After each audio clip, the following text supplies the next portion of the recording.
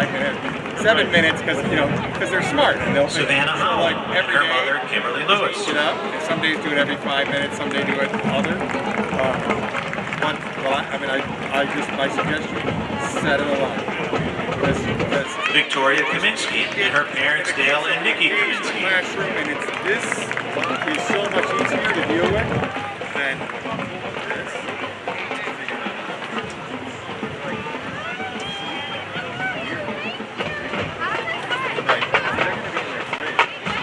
Abigail Kramer and her parents Mike and Jen Kramer.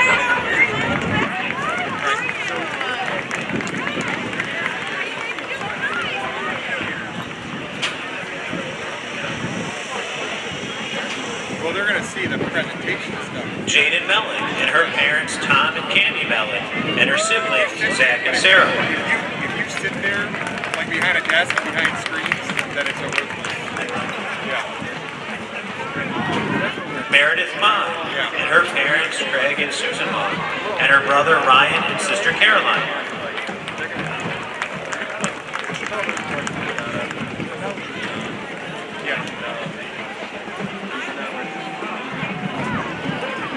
Eva Moradian and her parents Helen Moradian and Jim Moradian.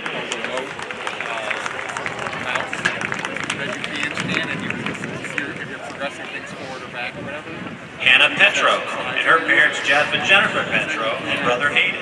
You still can't, I mean, to be on the screen, you can't be walking around, but you can at least stand and see everybody, because it's this. Emily Shuck and her parents Ron and Lisa Shuck.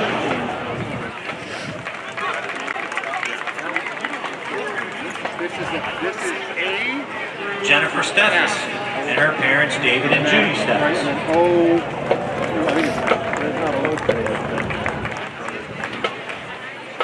Yeah, because it's actually Madeline Weiss and her parents John and Melinda Weiss. Next week they're flipping. And then there's going to be like a parent preview night we used to do. We're going to do that. Ava Werner and her parents William and Sherry Werner. It won't be a football game. We know football games, you interrupt the band. Madison Uswap and her parents Marty and Michelle Uswap and brother Mason.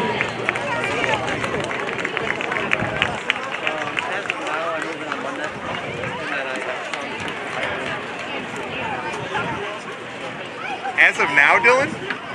Huh? As of now, there's something you know that I don't know? What you mean you're moving in on Monday?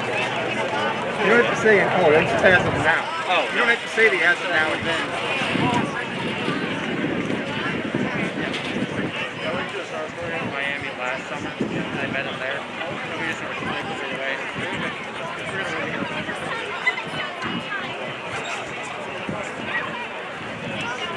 And now for the boys cross country.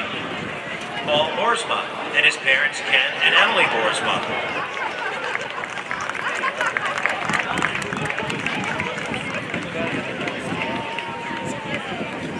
Jake Bukowski and his parents Jess and Diane Bukowski.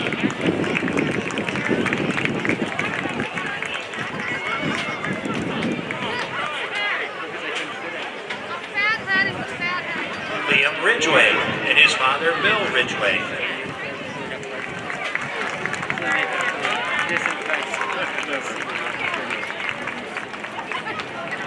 And now for the girls cross country. Athir Amer and her parents Basim and Mariam Amer. The guy's there.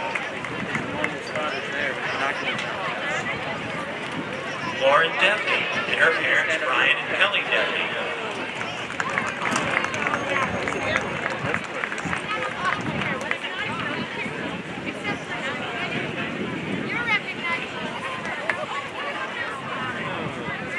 Kennedy Gotham and her mother Cindy Hurlbrink.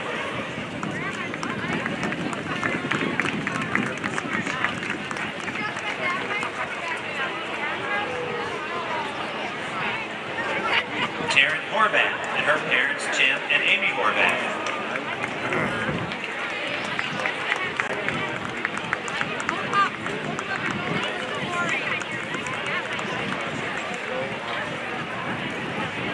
Audrey Hurlberg and her parents Phil and Danita Hurlbert.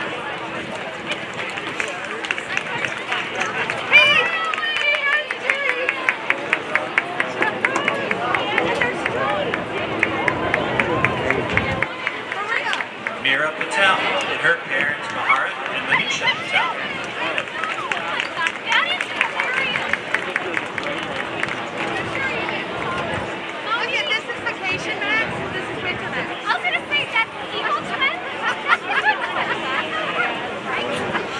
Alexis Ross, and her parents Ed and Patsy Ross.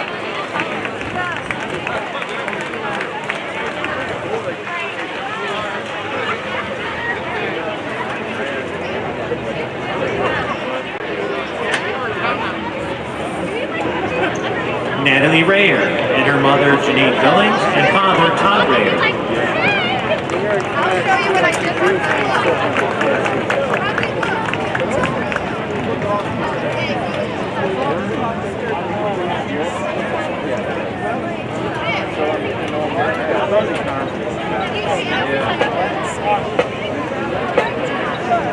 Elizabeth Smith, and her parents Dana and Melinda Smith.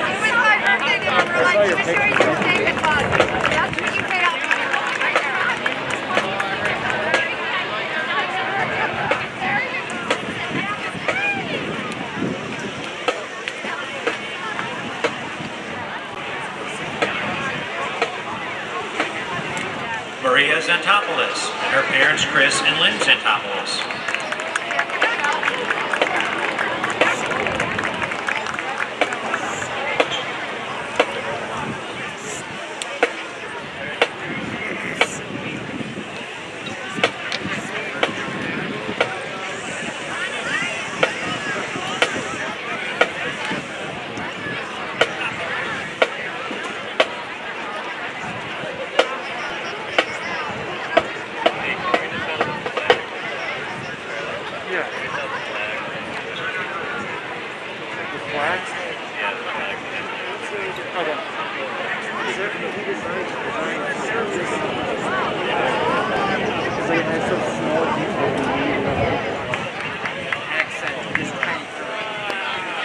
Juliana Witropski, and her parents Matt and Mary Ellen Witropski.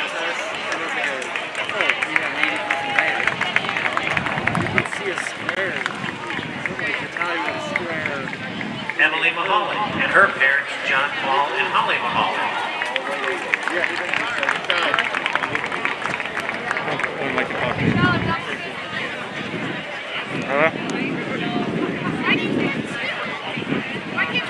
And finally, girls tennis.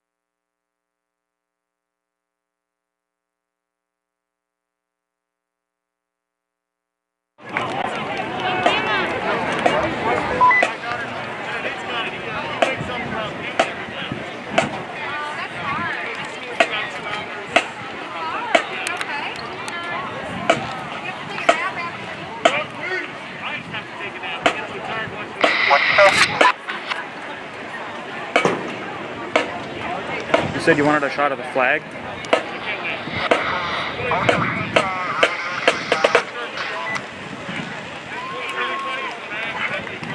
You say that again?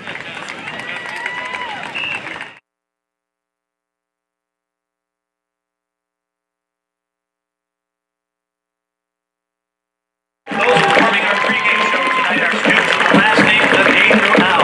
They are under the direction of field commanders Evan Swan and Tony Cano, band directors David McCallie, Christopher Burdick, and Mike Derry, Royalton instructor Karen Colabianchi, assisted by Katie Colabianchi, Royal Air instructors Melissa Dombrowski and Emily Syan. Ladies and gentlemen, the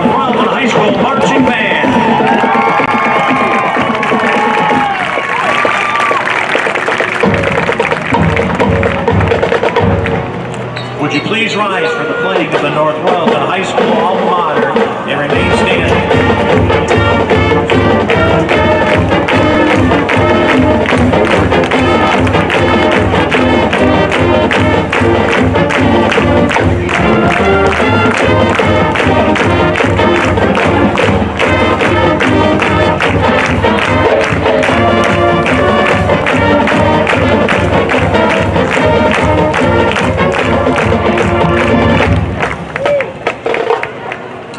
Would you please rise for the playing of the North Royalton High School alma mater and remain standing for our national anthem.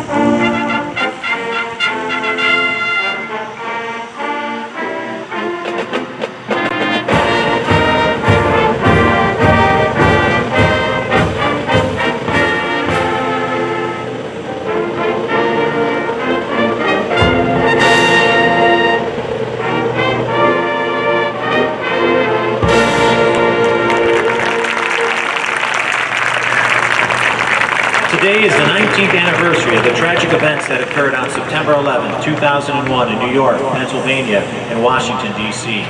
The North Royalton High School Marching Band would like to play tribute to those who lost their lives that day, the rescue personnel and those workers that risked their lives saving the injured and cleaning up the sites of the bombings. We honor all of them with the playing of America the Beautiful.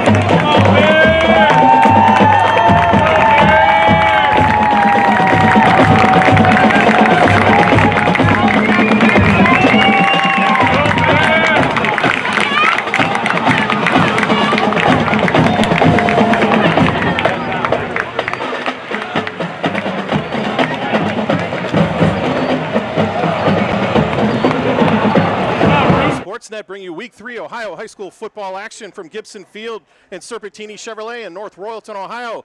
Suburban League action. And you can't get more bigger rivalry than this in the Suburban League as the Brecksville Bees come in to take on the host, North Royalton Bears. Hello, everyone. I'm Kyle Goodwin, joined by Josh Klein. Josh, welcome to Flux Live. Thank you. And thanks for joining us. The Bears are taking the field, and this is a great matchup between these two teams. We're going to see a lot going on, but let's talk about some of the players who are really going to stand out. First, let's talk for the visiting Brecksville Bees. So for the Bees, they're led by Iowa quarterback commit Joey Labus. 2 games so far on the season, he's thrown for 445 yards, 2 touchdowns, no interceptions, completion percentage of 61.6% while running that spread offense. He also doubles as the Bees punter with an average punt of 42.6 per punt. They also have a 6'2", 210-pound running back, senior Garrett Kubitz. He averages 5.18 yards per carry for 114 yards a game and 5 touchdowns. And on defense, the Bees are led by junior Matt Rose, who plays middle linebacker in the Bees 4-3 scheme, with 19 tackles on the season so far, 15 of those being solo, and 3 tackles for losses. He also has an older brother, Mike, who was a freshman All-American at Iowa State. So he's got a little good lineage going on there. Yeah, nice little bloodline we got going on there. The Bees come into the contest 1-1. They won against Aurora in Week 1. They had a tough loss against a very good Hudson team last week. The Bears come into the contest 0-2, but that's a very tough 0-2. First, they play an explosive Wadsworth team, and then they run into Highland last week, had an incredible comeback in the fourth quarter, decided to go for 2 in the final minutes, go for the win instead of overtime. You got to love the moxie by Coach Julie. Oh, yeah. Unfortunately, they didn't get it. Yeah, no, they didn't get it, and Coach Julie wants to go for the win. The Bears are led by junior Michael Piazza, who's thrown for 517 yards, 6 touchdowns with a 16.7 yards per completion. He helps that tempo offense that Coach Julie likes to run really go. He does need to take care of the ball, though, as he has thrown 5 interceptions on the season, so that's going to be a real big key to the game is can the Bears hang on to the ball and not turn it over to the Bees. Junior Vince Kaprowski has a huge game last week with 171 yards on 5 catches and 2 touchdowns against Highland. And then defensively, the Bears use kind of a 3-4 scheme, run a lot of cover 2, will show some cover 3, but they're led by junior Patrick McDonald with 20 tackles, 6 of them solo. And junior safety Jacob Lichek has 18 tackles with 7 of those solo. 1 fumble recovery and a pass breakup. And before kick, I got to throw a shout out to Coach Chulie's son, Dante, who plays nose tackle with 12 tackles on the season. The Bears will receive as the Bees deferred on an opening kickoff. A nice return all the way out near the 34-yard line. As that's Max Bunsey, the senior wideout. And the Bears will come out on offense with Michael Piazza, the junior quarterback. Zayden Abu Hamda is the running back. 219 yards and 3 touchdowns on the year. And they will have a host of wide receivers. Killian O'Callahan, Vincent Kaprowski, Omar Hamdahamde, Anthony Richard, Vinny Panici, and then a pair of tight ends, Jack Robinson and Ben Pachalski. And on the front wall, and also Brandon LaBianco and Alex Kucharski will also be some of the wideouts. 1st and 10 Bears. Piazza going to go out of the gun with 3 wides, and he'll give to Ambu Hamde over to the right guard, and he'll get a couple of yards. And let's talk about the Brecksville defense. Who's going to be leading it for them? So, like I said before, Garrett Kubitz, their stud running back, also is their defensive end. Also followed by Kirk Driscoll, Joey Fazoli, and Jacob Ryan is their interior lineman. And for the linebackers, Matt Rose, who I spoke about earlier, plays middle linebacker. And on the weak side, you got Luke Vandalia, Ben Day on the strong side, and then in the backfield, we'll hold off here in a second. Abu Hamde got 4 on 1st down. Piazza, short drop, fling it over to the left side, and there's Zayden Abu Hamde calls in his first catch, and Jeremy Genazzo quick to come up and make a hit right near the line of scrimmage, maybe even lost a yard. It'll set up a 3rd down for the Bears. Yeah, so finish out that backfield. Strong safety, you got Carter Lloyd, Raymond Carroll is the other safety, and then Trey Green and, like you said, Jeremy Genazzo is that other corner with the big hit there for the loss. That's a loss of 1 on the play as Zayden Abu Hamde was taken down back near the 37. It'll be a 3rd down and call it 7 for the Bears. Going to go 4 wides with Zayden Abu Hamde in the backfield. Next to Piazza. Blitz comes from the Bees, rolling right. Piazza flings it right side. Nice catch, but it's got his tight end at the 40-yard line. A very short gain, though, as Ben Pachalski, the junior tight end, hauled that one in. It'll be a 4th down and about 4 for the Bears, and it looks like they're going to send out the punting unit. Yep. Ran a nice tight end drag there. Was open, kind of stumbled over his feet, didn't have him set under him, and Fortunately, it was going to be a 4th down and punting time for the Bears. How much was that of the pressure, though? It looked like the Bees got some good penetration, forced Piazza to throw a little early. Yeah, they did have a good linebacker blitz going on there. Didn't get picked up. Max Bunsey back to punt it away. No rush. It's a line drive kick. Ginazzo going to let it bounce at the 30. Goes right by him inside the 20. He's going to have to watch it.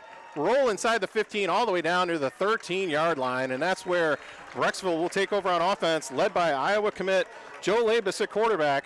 445 yards and a pair of scores and 1 on the ground so far this year. Garrett Kubitz is the running back.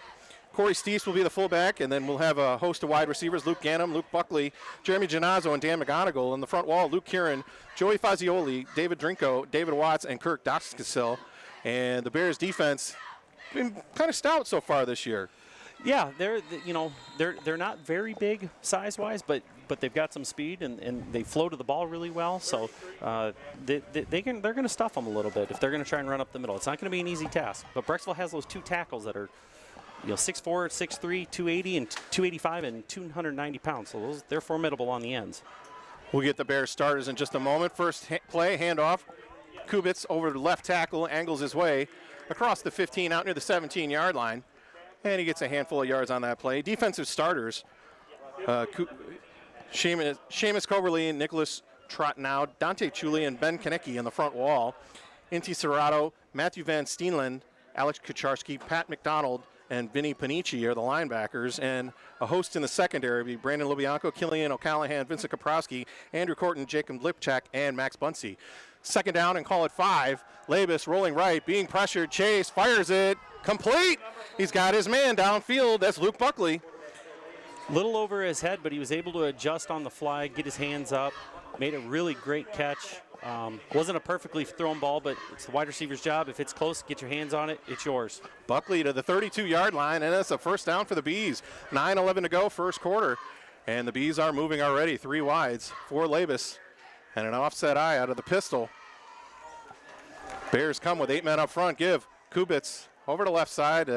Tough sledding as he kind of gets stood up as Ben Konecki was one of the first ones in on the hit for the Bears. Give Kubitz maybe a yard on the play. Yeah, it looked like he may have had a cutback lane there, but everything was flowing to his left. He couldn't quite make it back to the right side with the way the defensive line was flowing.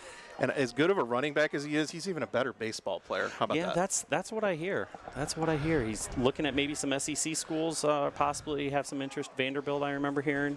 His ideal school is Mississippi State. Mississippi State, yeah. That's a nice school there for baseball. 4 wides, Labus, short drop, flings it left side, complete. Nice grab. Gannum's got it. No. And actually, no, in and out of the hands at the 39-yard line, and this will set up a 3rd and long now for the Bees. That's a nice little timing route. Get it to your receiver, get it to him maybe in space. He can make a move, but unfortunately, the most important thing, you got to catch it. You got to catch it. Got to catch it. He bobbled it there and lost it when he got pushed out of bounds. I like Labus's poise already.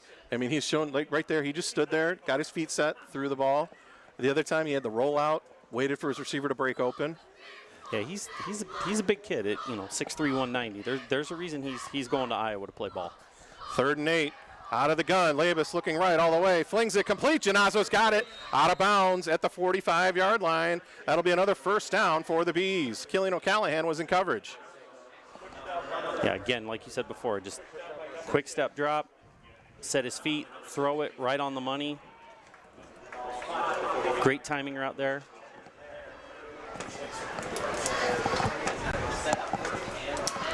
Call it 1st and 10, Bees from their own 45-yard line. And the interesting thing we're seeing this year with all the COVID and everything, the only people that touch the ball are their own team, and usually just the centers. Right. Until the play goes on. The referees are going to put a little beanbag down every time.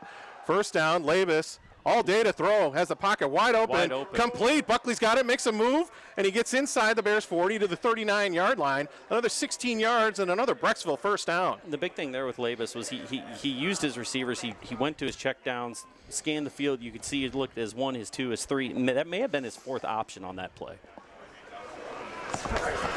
And he had all day to throw, too. He did. Great His pocket. Line did a great job keeping the pocket clean around him. Great lane to step in and throw. Inside 8 minutes ago, first quarter, we got whistles, and unfortunate for the Bears as that ball bobbled and popped right into a waiting Bears hand, but we got a false start penalty against the Bees, and that's where you're almost happy if you're a Brecksville fan. Thank you for jumping early. Yes. You don't want to turn the ball over. Obviously, Brecksville, has really good momentum right now. You don't want to kill that. And obviously, that could have been a very costly turnover. That ball popped very nicely right into the hands of Matthew Van Stelen. And he was And that was a Christmas present almost. He could have ran with it for a little bit, too.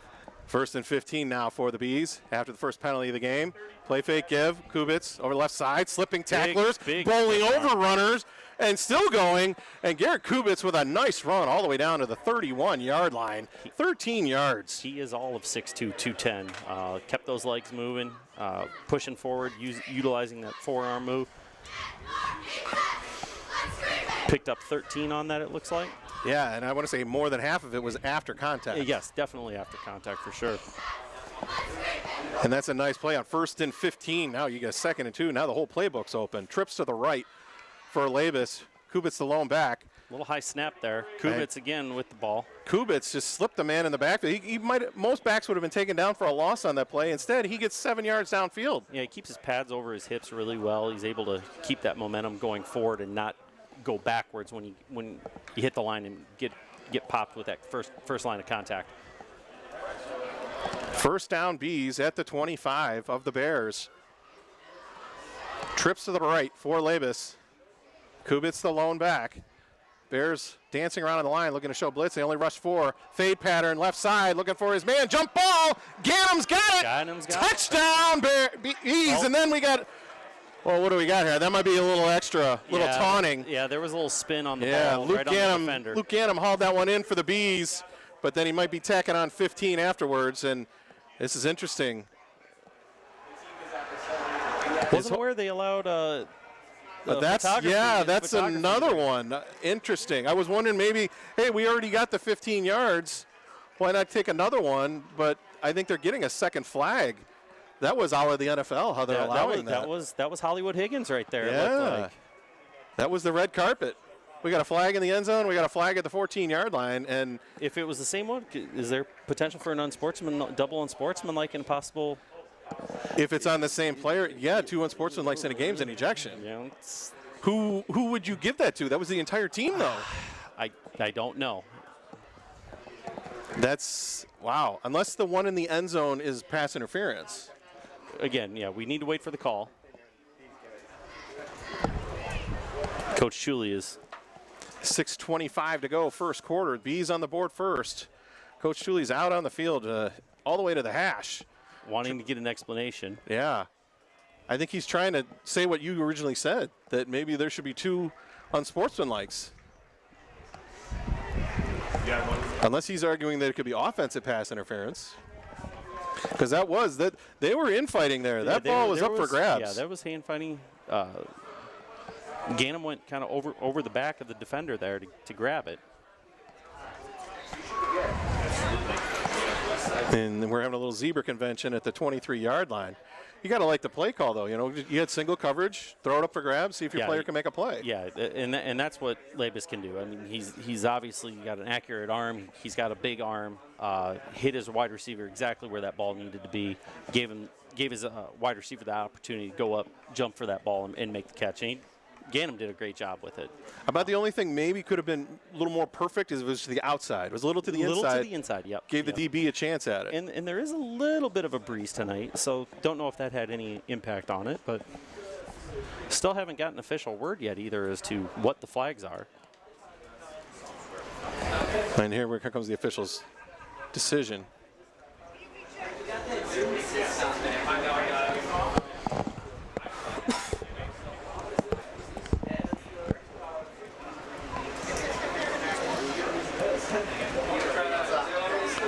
Yeah, there are 2 unsportsmanlikes.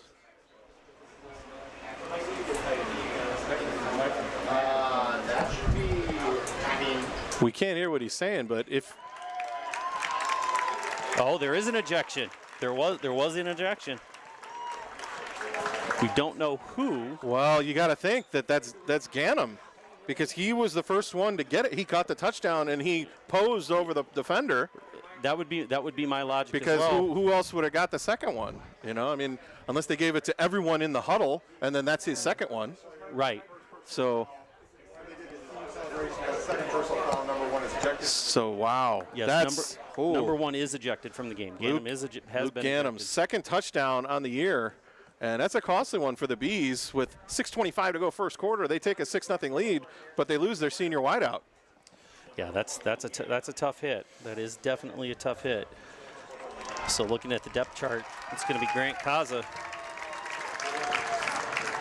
And the Bears fans are happy about that. That's and we touched on it a little bit. We didn't really get into it, the rivalry here. How much bitterness is there between these two teams? These two communities are very intertwined. Parts of North Royalton actually go to Brecksville Broadview Heights School District. There's parts of Broadview Heights that feed into the North Royalton School District. So these communities are actually very intertwined. They actually have, this is a trophy game. It's the Golden Shoe. The Battle of the Golden Shoe. It's the oldest, I believe, trophy rivalry game in the state of Ohio high school football. Aiden Minnick's extra point is up and good. And the Bees take a 7-0 first quarter lead. But kind of costly as they lose their senior wideout to a pair of unsportsmanlike conduct penalties on the same play. And you got to wonder, what was going on with the whole team and the celebration there? You don't really see that in high school football. You don't. And You don't I guess they went all out on that one. Well, I guess they figured if we already got one, what's another one? But unfortunately, they're going to have to kick very deep in their own territory. So North Royalton should get good field position out of this. Yeah, this is going to be a 30-yard penalty, and you normally kick. You're going to be kicking from your own 10-yard line. Yeah. Wow, that is an enormous penalty.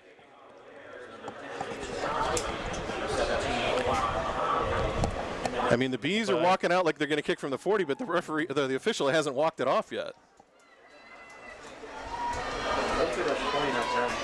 Yep, there we go. Now, is he going to walk off both? So he's down to the 25 now. Yep, there he goes. He's going to walk up the other one. So all the way down to the 10-yard line. All the way to the 10. Wow, that's huge. I mean, one of them is huge. Two of them's unprecedented. I mean, the Bears are probably going to start in B territory. They definitely should. It looks like the deep man for North Royalton's sitting back at about the 30. So. Well, you touched on the breeze here. The flags are at half staff for 9/11.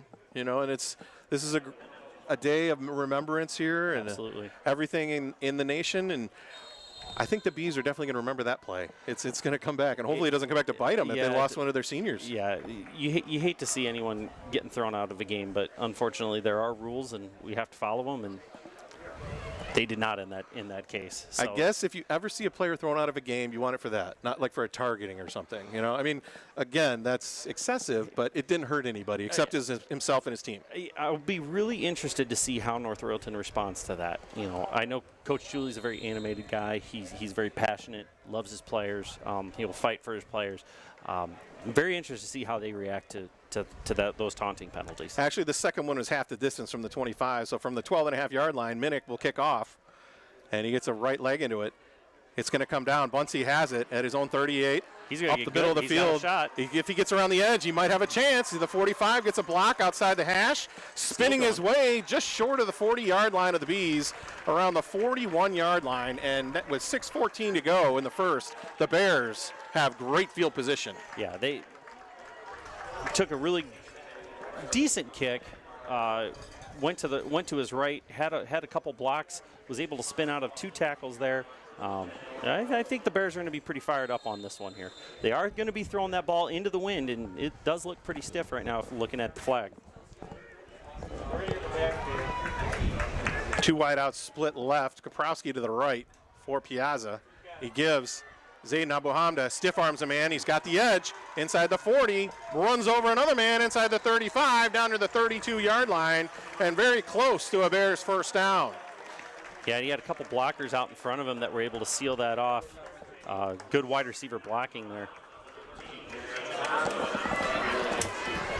Zayden Abu Hamda got to the 33-yard line, 9 yards, second and 1. Here's that tempo we were talking about. Coach Chuli likes to really get that ball moving. Yeah, they broke that huddle very quick. Piazza gives Abu Hamda trying to find a seam, and the Bees do a good job of sealing that hole over on the left side of the Bears line. And it's going to be a short gain. He's going to be maybe a half yard short of the first down. Third and half a yard, maybe. Half a yard, yeah. I always love play action, like a quarterback boot, naked boot on this play. Give him the run pass option. Yep. Sneak the tight end, out. Yeah, there's a lot of different formations that here. And the Bears are going to go power. And they give Abu Hamda up the middle, and he's got a Bear first down inside the 25, down to the 24-yard line. I'm waiting for the old inverted wishbone to come back out. Shades of Oklahoma back in the early 80s. That almost was the wishbone, if you think about it. It was almost the wishbone. He's got Inti Serrato, the linebacker, is one of his up men. And they do it again, same play. Formation, same Zayden play. Abu Hamda. He just puts his head down and burrows his way close to the 20-yard line. That's a gain of 4, and this is old Woody Hayes style, 4 yards in a cloud of dust. Exactly. Big Ten football, hit him in the mouth.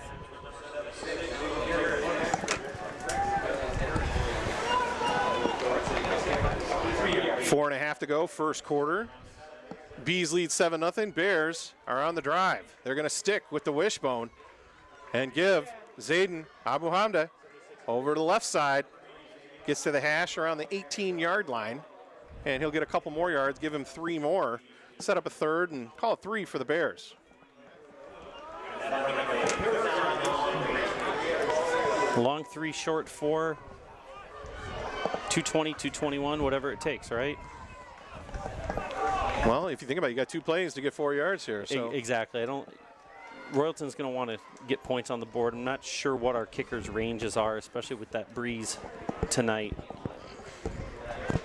And the Bears are going to go spread as they bring in one of their tight ends. Ben Pachalski's going to line up in a slot right. Piazza gives Abu Hamda over the left side, spinning off tacklers. Looks like he got it on second effort with that spin move. Yeah, great job by Zayden Abu Hamda as he got inside the 15 to the 13-yard line, 5 yards, and a Bear first down. Real close. And they give it to him. Wasn't quite sure once I saw the referee lined up. Actually, yeah, that's a bad spot at the 14. He did wave the chain gang on. But inside the red zone now, first down Bears. They're going to look to answer back. Again, the great field position. When you start in the other team's territory, it's a big gift. It's big gift. And it's only September. We've got a couple months before Christmas. Piazza out of the gun. Keeps it himself over the middle. He's got his tight end. Touchdown, Bears. Junior Ben Pachalski from 14 yards, and the Bears are on the board. It's now 7-6. That was just a great route. 1-2, throw the ball. Tight end was there. No one over the top. Great little seam route for that tight end. Max Bunsey going to come on for the extra point.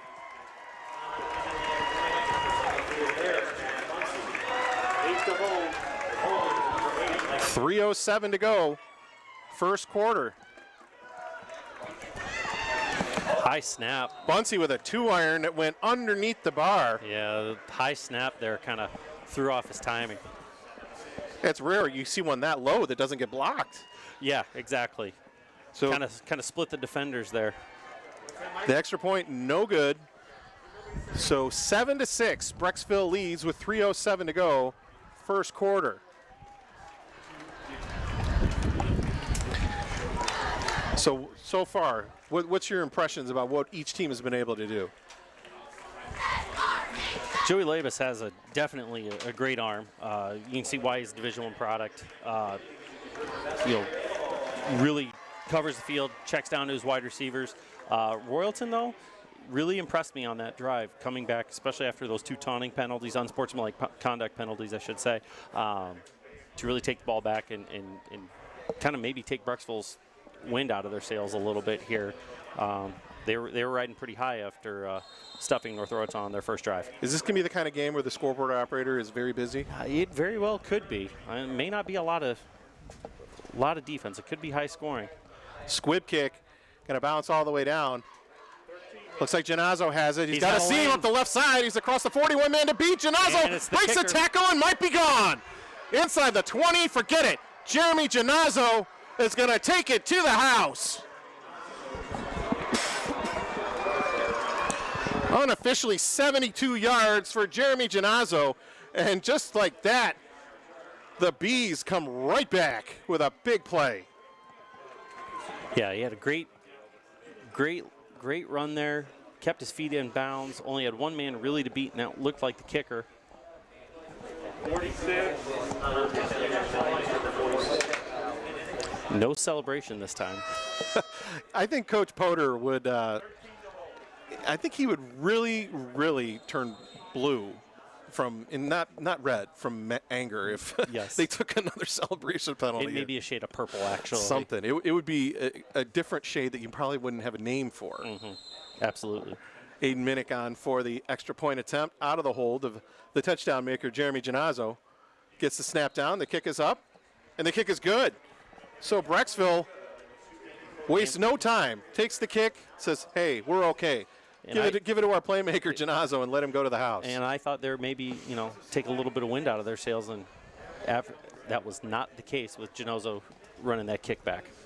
14-6 now, the Bees lead. And okay, so now if you're the Bears, do you just stick with your offense, just keep you giving it to Zayd Abahamda and just slip in the pass here and there? Yeah, I think until we see that quarter change in the sides possession change, I think you're going to see that. You're going to see a lot of Abahamda running the ball with the dink and dunk type of passing, depending on what the down and distance is.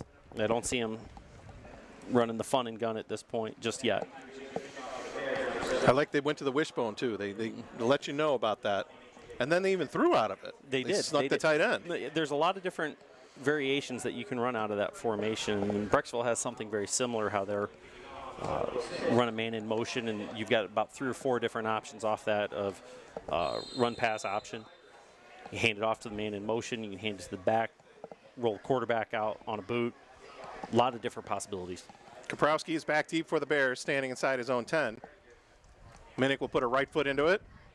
It's a line drive. Going to come down. Actually, Bunsey goes back and gets it at the 5. Take it up the middle to the 10. Breaks the tackle, and he's going to be taken down just short of the 21-yard line. And that's where the Bears will take over. 1st and 10, trailing 14-6 with 2:47 to go, first quarter.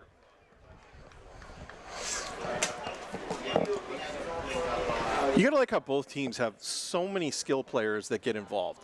It's not just like one guy gets the handoff and there's one receiver. No. Each team has a stable of players they can go to. Yeah, both teams have very, very capable athletes on both sides of the ball, actually, and especially on offense, where you have all those weapons that can make you miss, have the speed, have the hands.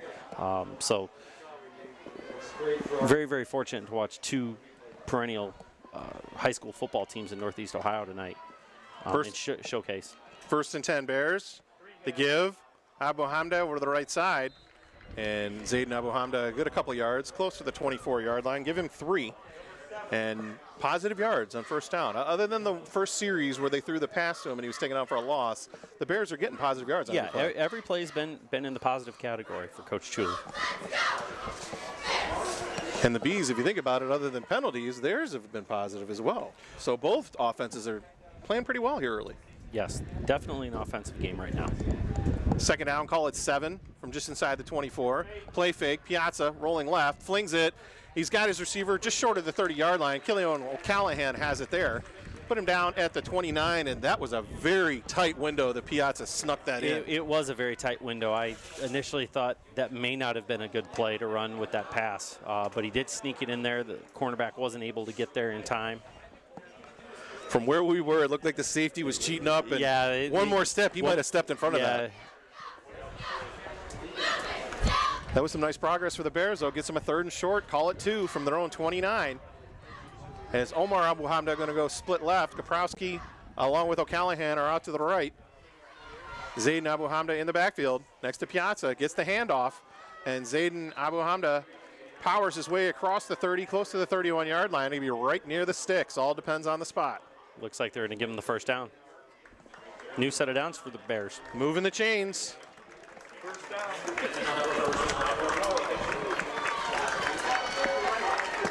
Bears fans very happy with that one. And again, with these tough times that we have limiting fans, we're still seeing some good crowds here. You know, you got to give them credit. I mean, this place would be sold out if it was a normal year. If this was a normal year, they would be in both sets of stands. You'd have the band down in the south end zone. You'd have people and on the hill. Piazza looking left, fade pattern, left side, looking for Omar Hamda. One-handed catch! grab. Is he in bounds? Yes, he is!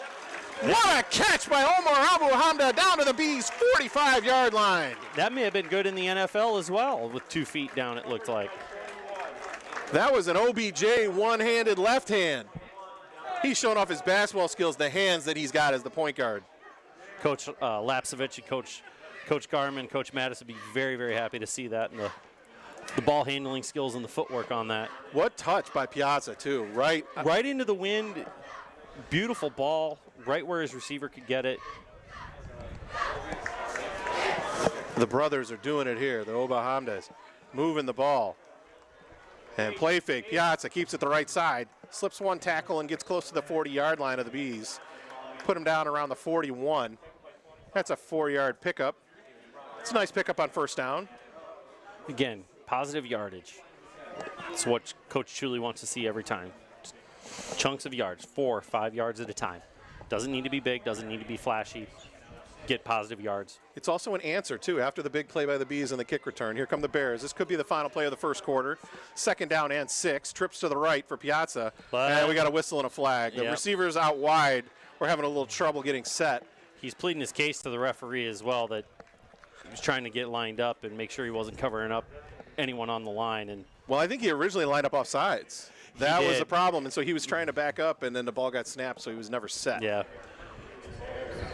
That's just unfortunate for the Bears. Back them up 5, and it stops the clock with 11 seconds to go.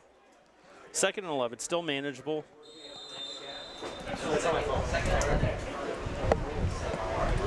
The clock is not running, so they are at the 47 of the Bees. 2nd and call it 12. Trips to the right for Piazza. Deep drop, looking. Oh, he's got a big seam. Whoa, left side of the field. Piazza keeps it inside the 40. It's a block. And that's going to be a flag. That's unfortunate. That's the crackback rule. Yeah. That's such a great block by Ober Hamda, but you can't do that. They took that play out a couple years ago, and it only sprung Piazza for a couple more yards. It's going to negate almost the whole play. Unfortunately, yeah. Coach, the Royalton staff does not appreciate it, but that's just a tough play because is a tough play. It seemed like Piazza was already in the clear. He was running out of bounds. Yep. It's one of those, it's a safety issue because the defender does not see him coming. He's defenseless. Yeah, there's no malice in it. It's a blind block. And I saw that one coming too. It looked like he was lining him up. The only thing you can do is you can kind of run into him and you can't release. Yes. You can't push off of him. You can kind of maybe get in his way. You just can't throw your arms at him, which is what happened on that play. And that's unfortunate because that was a huge pick. He had the whole left side of the field here. At least a 20-yard pickup there. I could have run for that. And I don't have one knee, you know. I might have got 5 yards. In my younger days, I could have gotten through there pretty good. Maybe picked up 25 or 30, but unfortunate. After the penalty, they're going to back him up a couple yards. So we'll call it a 2nd and 15 with 1 second to go in the quarter from midfield. Give up the middle goes Zayd Abu Hamda, and he'll get about 4 yards, and that'll be the final play of the first quarter. After 1 quarter of play, the Brecksville Bees 14, the North Royalton Bears 6. So after 1 quarter of play, what's your assessment so far, Josh? You know, like we said, kind of going into it, could be a lot of offense. I think that's definitely held up there. Obviously, the penalties there for the Bears did not help there towards the end of the quarter. Brecksville also playing very well on offense. Defenses are struggling right now. Not sure why that is. Just maybe the different multiple formations that everyone can run their offense out of. And North Royalton running that tempo. That's going to start hurting the Bees a little bit, especially if North Royalton can hold on to time of possession. They always say turnovers are a big deal, but how about the penalties? The penalties so far have kind of been a big issue in the game. Yeah, you know, those 2 penalties on Brecksville Broadview Heights, almost you have to factor them as a turnover. You know, you're talking a 30-yard swing in field position, if not more, just under 30 yards on the penalties. But yeah, that hurt them right there. Otherwise, it could be 14-0 possibly. And then right here, the Bears could almost be in the red zone if it wasn't for that penalty. Absolutely, they did hurt themselves there with that crackback. Start the second quarter, 3rd and 11. Play fake. Piazza Gonna be rolling. flush to the right, being chased. Airs one out, right side. He got a push Wide off, and he's open. got a catch. We're gonna have to see if this stays. Omar Abdelhamid is in for a touchdown. There is a flag down at the 13-yard line. Was the flag on him, or is it on the defender? They were, again, both a lot of hand fighting. There was some pushing, but As it stands, it's a 46-yard touchdown, and it's on the defense. A great job by Omar Abdelhamid. He held off the defender. 46-yard touchdown, and the Bears get back on it. It's now with 11:51 to go in the half. 14-12, Brecksville. and a great job by Omar, having that 15-yard penalty on that run to come back and make a play like that and break away from the defender and get that touchdown. Definitely builds confidence back up after, feeling like you let your team down there for a minute. It's kind of early to go for two here. So you just think you don't want to chase points, do you? Of course, you would love to have that point back, but at the same time, it's only the first play of the second quarter. Yeah, I don't know Coach Julie's philosophy on it. Looks like they're. And actually, as I say that, here comes the offense. Yep.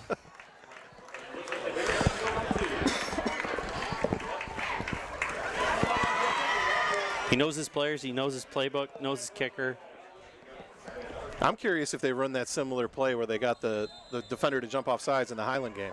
If they run that here and see if they can get halfway. Nope, instead just power formation. Give. Right at the Zayden middle. Abdelhamid just walks it in for two, and we are tied at 14. Big hole right up the middle, following that center and that right guard. Big hole opened up for him on the inside. Oh my, 14-14, 9 seconds into the second quarter. If you like defense, I don't think you like this game. If you like points scored, you love this game. You like this game. You like this game. You like the action. And there's definitely a lot of action going on right now. Something tells me, though, the defenses are going to make adjustments, and I think we're going to see some big plays on defense coming up. I agree. I definitely think you're going to see the coaching staffs make some adjustments on both sides, both Brecksville and North Royalton, with how they stunt. Are they going to blitz? Are they going to bring pressure from the backside? Killian O'Callahan is set to kick it away for the Bears. Genazzo back deep. Another squib kick. And it's going to Oh, come and and it's bounce off bouncing and up around. back. Loose ball. And the Bees just do get Barely. on it around the 24-yard line as Drew Zabkar, the sophomore wideout running back, had it kind of ricochet off of him, but a good job to recover. And don't compound it, just fall on it. Exactly, and that may be the way that Royalton goes on this tonight, with keeping it out of Genozzo's hands. He is a playmaker. He has speed. So squib kick it, let it bounce around, get a lucky bounce, see what happens. That worked last week against Highland. Could be the same. It could be a lot more of the same this evening. We've already seen Genazzo one big play, take a kickoff to the house. First down Bees from their 24. Give Zone read. Kubitz over the right side, and he'll get a couple yards, close to the 28-yard line, as Patrick McDonald, one of the leading tacklers on defense for the Bears, was in on the hit. I am a little surprised we haven't seen more Kubitz this evening with his first 2 weeks. He's averaging about 115 a game. Not really getting a lot of big chunks of yards, little chunks here and there. Is it a case that the Bears are keying on him? It could be. It could be. It'll be more interesting to see how we look here. High snap. Not a lot of room. Yeah, that play kind of blew up from the get, and Kubitz made something out of nothing to only lose 1 yard on the play. Yeah, he didn't have a whole lot of room. Not sure, somebody missed an assignment there on the line, but a lot of purple came through that white offensive line, and Kubitz didn't have a whole lot of room to run. Well, this is kind of like catch-22. Do you key on Kubitz, but then here you are, a Big Ten quarterback in the backfield can sling it over you then. You definitely are playing with fire there. Third and call it 6. Dancing around on the line. The Bears going to come with a blitz. Labus fires right side. He's got his man. That looks like Buckley. Yeah, Buckley ran a nice route, set down in that zone. Actually, that was Genazzo, pardon me. Yes. Genazzo to the 38, and that's a first down, Bears. Yeah, he had bees. Bees and bears, my bees bad. and bears. Too many bees. There's bees everywhere. There's bees. But yeah, he ran a nice route, set down in that zone. Nice window to throw to. Pitch and catch. First and 10, Brecksville from their own 38-yard line. Buckley comes in motion, give it Kubitz over the right side. He's got a free hole. He had one man to beat, and a nice job coming up, stopping him from a huge play was Jacob Lipchak. Otherwise, Kubitz might have been flying down the sideline. He would have scored on that play, absolutely. The misdirection of the motion man with Buckley coming in motion. Yeah, it kind of opened up that right side. And that is something that you have to watch defensively that Brecksville will run. They have had success doing that already this year with some big chunk plays with that kind of that jet sweep. Unofficially 9 carries, 49 yards in the game for Kubitz. First down Bees from midfield. Labus, play fake, looking downfield. He's hit and sacked. Fumble. And the ball's loose. It's on the ground. Looks like Brecksville got it back. Heads up play as David Weber, the junior, jumped on it as Matthew Van Steelen, the monster back, came in and wrapped up Joe Labus for a huge loss. Yeah, they ran a little delayed blitz there with Van Steelen. Untouched. Great play defensively by the Bears. He's one that when I talked to him this week, I asked him about Brecksville. He's one of the ones that, yeah, there's He didn't want to talk about it a whole lot? There's only one word he really said. It's a 4-letter word, starts with H. Ooh. And rhymes with the number after 7. So second and long, Labus out of the gun, flings it right side, hit as he threw. It's incomplete, overthrown. Buckley was over in the right flat, but again, the pressure by the Bears. And look at that. We talked about where's the defense, and here come the Bears dialing it up. Here it comes. You know, and I don't know what Brecksville has in their playbook for a 3rd and 23 play. You're definitely going to punt on 4th down, but again, they are going into the wind, and I don't know if that's affecting Labus at all. His line hasn't been protecting him very well on the last 2 plays, so it'll be interesting to see what they dial up here. Got to remember, though, he is the punter. So that is true. He lines up back there. He might look like he's going to punt. He might sling one. 3rd down and call it 23 from his 37. Labus with time all day to throw. Fires over the middle. It's caught. Buckley's got it. Slips one man, and a second effort gets him very close to the sticks. Maybe a yard or 2 short. Yeah, but that second effort turned a 4th and 4 into a 4th and 1. He's definitely going to be short now based on that spot with the beanbag. Now it looks like Brecksville's going to go for it. 4th down and call it 2 from the 43-yard line. Labus keeps it, rolls right. He's got room. And then he's got a man wide open down the sidelines. Genazzo. Wow, the defense forgot about Jeremy Genazzo, and he is wide open for a Bees touchdown from 43 yards. Don't know what happened to the corner, if he slipped. No, nothing over the top, no safety there. Wide open for Genazzo. I honestly thought Labus was going to run it. He had at least 5-6 yards available to him, but he saw Genazzo streaking down the sideline on that go route. He had his outlet right in front of him, too. Exactly. That could have been a blocker. He could have dumped it to him. I mean, they only needed 2 yards, but when you see your best receiver running free down the sideline, you got to throw it to him. It's really hard to pass that out. Yeah, that one, he could have underhanded that one to him. He was so open. A low snap. Good job by Genazzo to get it down. Jeremy Genazzo is doing everything for the Bees, and the kick by Minnick is up and good, and with 8:14 to go in the half, Brecksville takes a 21-14 lead.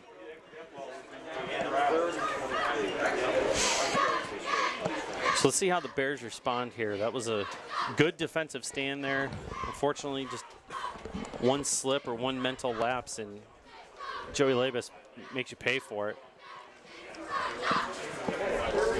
Well, we talked about the players to watch. You know, we talked about Labus, we talked about Kubitz, but we didn't talk to Genazzo. Actually, we didn't really give him. We didn't give him his press, and maybe he's mad at us. He could be. That's somebody tweeted him or texted him on the sideline, and something. I mean, he is a great player coming into the year. He is the leading receiver with 15 catches for 229 yards.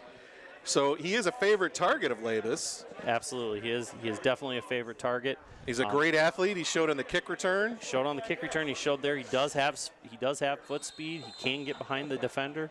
Is there anything he can't do? He's the holder on the kick. Well, he probably can't kick if he's not kicking. But maybe he could. We don't know. Yeah, he's got to show it to us. Kick going to come down. Bunsey has it at the 15, up the middle, looking for a seam, and a nice job. Good return by the Bears. Going to get it out across the 35 to the 36-yard line.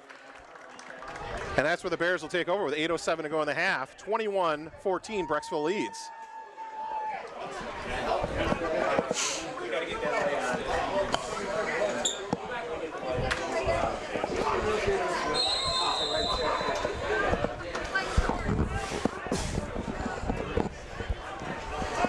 So we'll see what the Bears dial up here on offense with that wind behind their back. If they're going to throw it around a little bit more. Well, this is interesting because Zayden is not in the backfield, and they're going to give to the running back. The new runner on the play is Anthony Greco, the junior running back, and Greco can actually lose a yard on the play. As maybe they're just going to spell Zayden Abu Hamda for a series. Trying to find him on the sideline. Yeah, I don't see him. Do you? I don't either. I didn't. Oh, there he is. He's at the 35. He's right there waiting to go back waiting in. to go back in. So it's just Greco's turn this series. 7.5 to go. First half. 2nd and 11. Bears. Piazza. Look at going over the option. He's hit and wrapped up and spun down for a short gain. That was Garrett Kubitz. He's doing it on both sides of the ball. As he is an all-suburban league player, he's showing it how he can play both sides. Plays both sides, plays that defensive end spot. Obviously, we know he has good foot speed, good strength by what he showed earlier on one of those longer runs earlier in the game. Trips to the left for Piazza on 3rd and 8 from his own 39. Short drop, fade pattern, right side, looking for Omar Abu Hamda. A little bit too long, though, as he had a step. He did, unfortunately, just couldn't get to that spot where that ball was thrown. A little too far out in front of him. I like that matchup on the outside. Like Janazo's getting free, Abu Hamda's getting free. The wideouts, you know, on the sidelines are showing the big play capabilities. Yeah, both of them have really good speed, good fundamentals. That ball just unfortunately wasn't quite there. Bunsey set to punt it away on 4th and 8. Janazo back standing at his 31-yard line. Looks like Brecksville wants. They kind of faked a rush. Yeah. Fair catch called for, and Janazo makes it at his own 26-yard line. And that's where Brecksville will take over, 1st and 10, leading 21-14 with 6:45 to go in the half. And if I'm Brecksville, I want another touchdown right now. At the same time, though, the Bears, the defense showed up on that last series, got to Labus outside of the long pass. Outside of that long pass, but so do you want to dial up the pressure again? I think if you're Coach Chuli, you go with what worked for you on that last series on defense. And if I'm Brecksville, I want to get another touchdown in before halftime because they do get the ball starting the 3rd quarter. I think each team's going to have the ball maybe 4 or 5 more times. So there'll be a couple more scores. Yeah, maybe, yeah. Be interested to see if it's a ground and pound on this drive here. That's who's got it. Labus give Not as a new running back into the game is Carson Klodnick, the senior, as Kubitz is out for this series, and Klodnick bottled up around the 26-yard line. That's right around the line of scrimmage, so no gain on the play. Yeah, with Kubitz being defensive end too, playing both ways, it does take a lot out of you. Really no plays off, chance to get your legs fresh. So it looks like they're going to give him a breather here. 2nd and 10, Labus. Jet sweep. Yep. Jet sweep to Mike Nixon, trying to get the edge, breaks does. one tackle and then gets taken down hard. That was a great tackle on the play by the Bears. As Van Steelen was around the play again, as always, just when it looked like Nixon might have the corner. Yeah, like I said before, that jet sweep with that wide receiver coming in motion, there's a lot of different things that you can work off that. And That was the first time that we saw that jet sweep here tonight by the Bees. The only other one was the fumble that they had the false start. That's true. That's was the fortunate that one was for the them. other one. 3rd and 4, give. Kolodnik slips a man in the backfield, and he's going to burrow his way close to a first down. That's unfortunate. The Bears had great penetration, and he slipped that initial hit. Yeah, he just broke out of that arm tackle, bouncing right off his thigh pads there. Otherwise, that would have at least been a 2-yard, 3-yard loss on that play. And they're going to give a first down to the Bees. So big change there for the Bees, going from 4th down punt and definitely punting to now first down, keeping that clock moving. From their own 36, 5:19 and counting to go first half. The Bees lead 21-14. Joe Labus goes into the gun. He's got 3 wides. He's got Carson Kolodnik on his right hip. Labus back to pass, looking right, fires. And Janazo's got it, and he's in bounds and then out of bounds, and a nice play, 11 yards and a first down for the Bees. Good job with the footwork there to get in bounds. Yeah, good footwork, good defensive form as well. Corner was on it, was just a hair behind it. I thought he deflected it from this vantage point.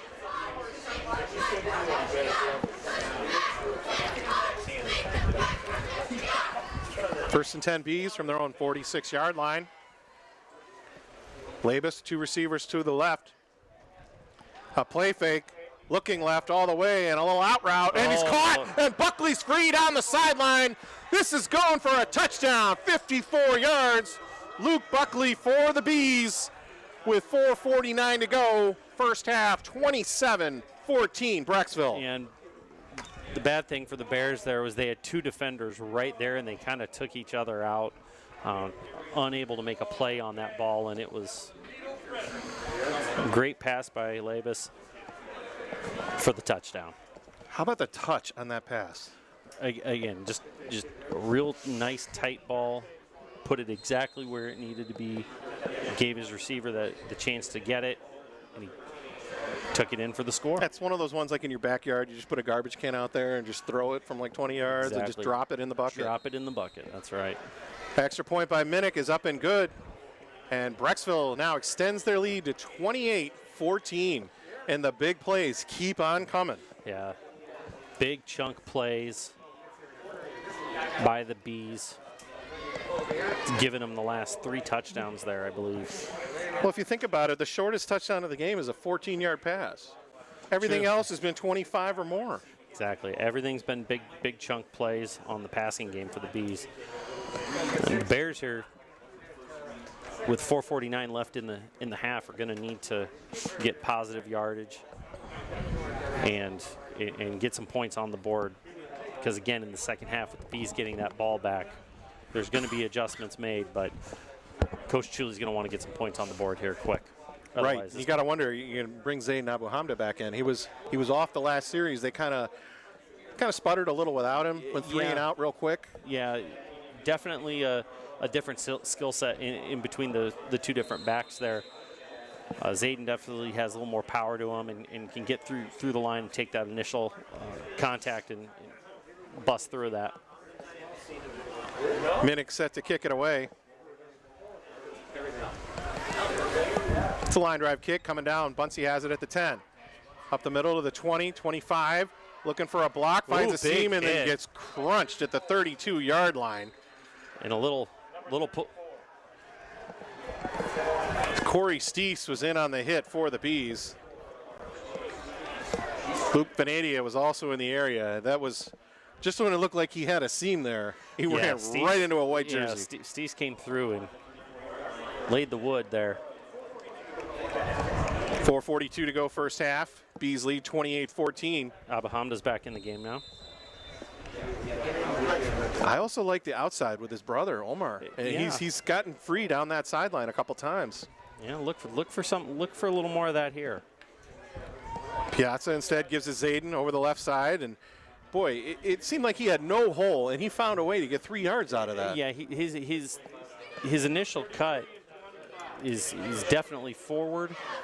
Has good speed to bust through that hole and make what looks like nothing into something for sure. How about the speed and the power combination of Zayden Abu Hamda? Yeah, absolutely. Reminds me of a Big 12 back, someone you see at Texas when, Vince Young, Ricky Williams, that era.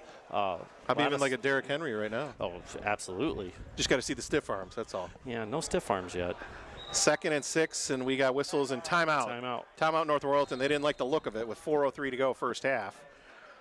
So that's smart. If coaches see something they don't like or play clock running down, whatever it is, you don't want to make a mistake here for the Bears. No. You need to have positive yardage. You've got to get the matchup you wanted. You had all 3 timeouts with just almost 4 minutes to go in the half.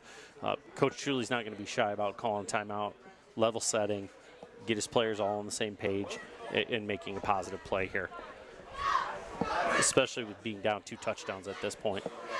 We want to thank you for joining us here on Flux Live. As we want to give a shout out to our entire crew. It's Kyle Goodwin here along with Josh Klein on the mics. But we've also got Michael Pace, our technical director, and we've got Skylar, Dom, and Eric on the cameras, and Miles and Zach on the scoreboard, and Corey Baker is our executive producer. So thanks to everybody in the crew. After the timeout, 2nd down and 6 now. Piazza. Pocket collapses, and he's just going to be taken down. Jacob Ryan is going to get credit for that sack for Brecksville and set up a 3rd and long now for the Bears. Yeah, the Bees ran just an end stunt and collapsed that pocket from outside in, and Piazza didn't have anywhere to go.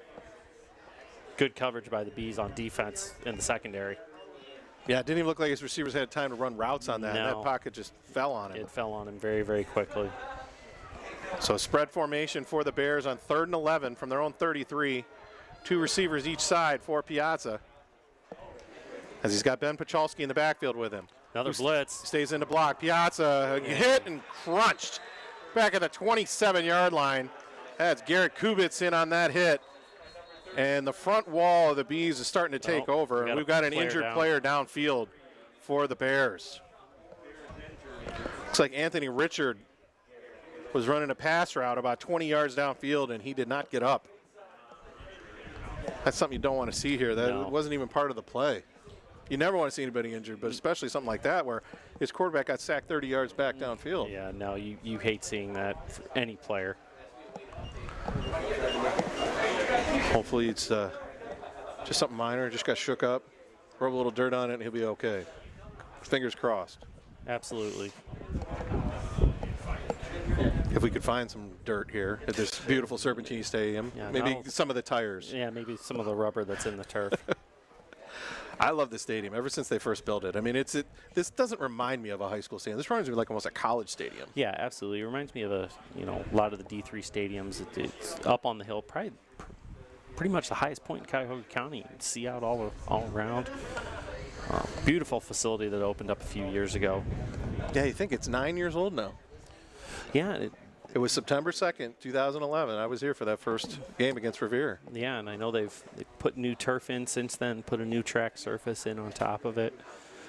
Beautiful facility that the community of North Royalton has. 3:11 to go, first half, as we've got an injury timeout here. Brecksville leads 28-14. And so, unfortunate for the Bears, injured player, and also you're going to be forced to punt now. So what? And that's a good sign. He's up. Good sign. He's up. He's kind of hopping on one foot, but hopefully maybe just turned an ankle and tape it up and he'll be okay. He's walking off a little gingerly, but that's a good sign. We don't see any stretchers or carts or anything. Yeah, you don't want to have to get the squad out by any stretch of the imagination. Looks like Coach Drevenkar helping him out there off the sideline. Who, by the way, makes a mean tailgate sandwich. Oh, yeah? Yeah. Unfortunately, that word is not allowed anymore. Yeah, unfortunately. We don't know what we're going to do. What's in the sandwich? Breakfast sandwiches, tailgate specials. So first thing in the morning, Bunsey puts a right foot into this kick. Genazzo just going to watch. It goes out of bounds. And it all depends on the spot. And he's going to get a very favorable spot. Oh, okay.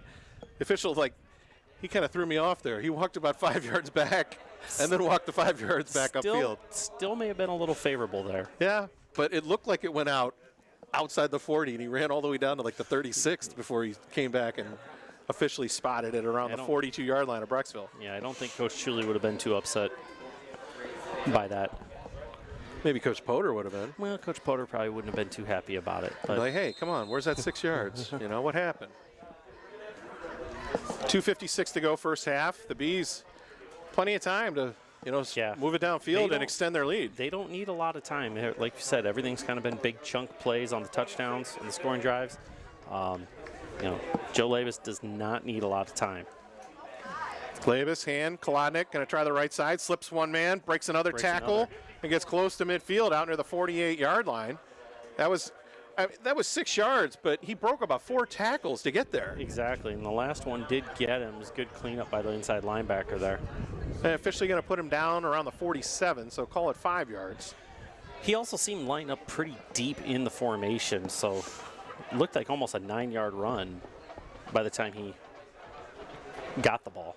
3 receivers for Labus on 2nd and 5. He's back to pass, looking right all the way. Fires right side, complete. Genazzo, he's got it and steps out of bounds in Bears territory around the 44-yard line. First down, Bees. And again, another 7-yard out route there by Genazzo.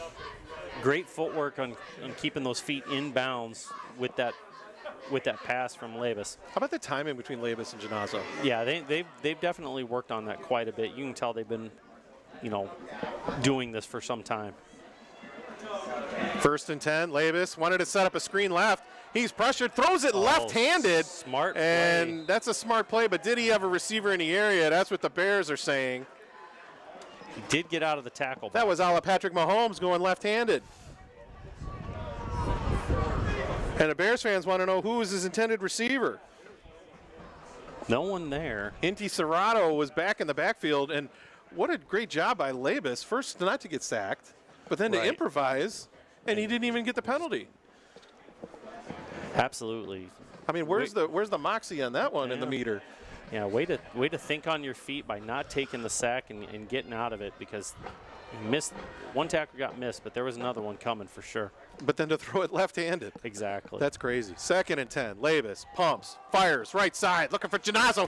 Got it! Big hit at the 20, but he holds on. He does hold on, you're right. And that is a 24-yard pickup and a Bees first down. A great ball by Labus. And good defense by the Bears. It wasn't a blown coverage by any stretch. Genazzo was right where he needed to be. And this is more of a power formation now for the Bees. And they give to Kolodnik. Kolodnik does a great job of making the initial defender miss and getting extra yards down near the 16-yard line. Yeah, not a lot of room to start, but he got positive yards on that with 3 yards on that carry. Approaching 90 seconds to go, first half. And the Bees, they have all 3 timeouts at their disposal. 2nd and 7 from the 16, and they have a 14-point lead. Looking to add on now inside the red zone. Trips left for Labus on 2nd and 7. Bears look like they want to come with a blitz. And they're bringing it. Labus hit as he throws, fires. What a catch by Jeremy Genazzo at the 6-yard line. What hands does Jeremy Genazzo have? There's like Velcro. It's the old stick-em days. Genazzo's kind of taken over with Ganem going out on the unsportsmanlike conduct ejection. He's having himself quite a game in this first half. Unofficially his 7th reception, and he has a touchdown. He's got well over 100 yards, plus a 75-yard kick return. Yeah, all-purpose yards. He's definitely up there in the half. I want him on my fantasy team. They allow that in high school? I know some people that actually do that. Inside 30 seconds now to go. Snap comes, Kolodnik keeps the feet churning, gets inside the 5, and that second effort, like you've been saying. Third effort. Gets down to the 3, and we got a whistle and a timeout.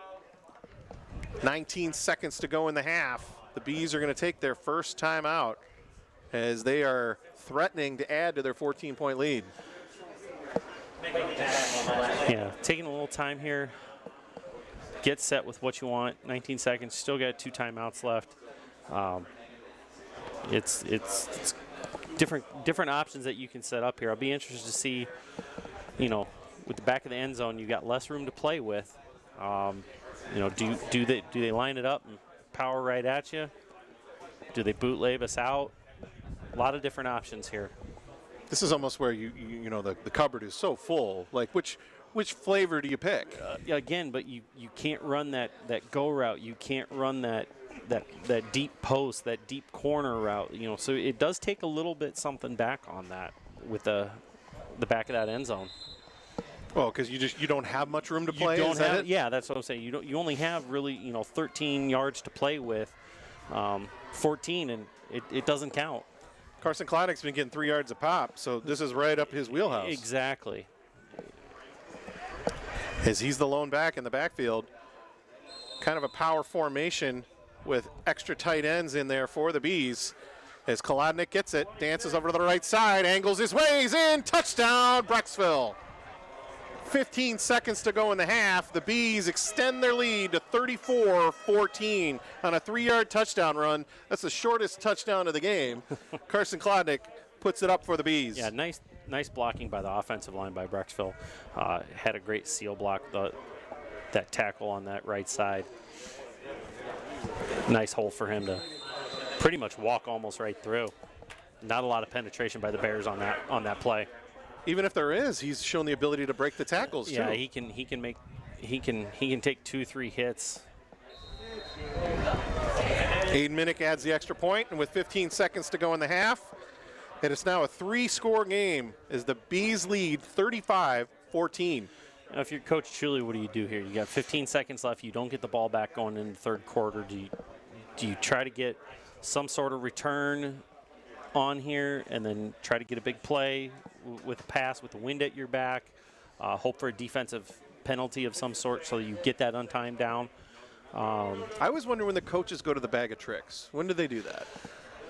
Like, could this be one where if it comes to one side, he back throws to the other side? I don't know that you see that. Maybe run a reverse. Maybe running a reverse is what I was thinking. Set up a wall with a reverse. Yeah. Hard to say. I always wondered that too. I love the bag of tricks. Always. That's what makes the game exciting. That's what makes the fans even more rabid when those work. Okay, exactly. When they work. That's when they work, and then when they don't, that's when you just tear it in half. You're like, okay, never run that play again. We're gonna file that in G garbage.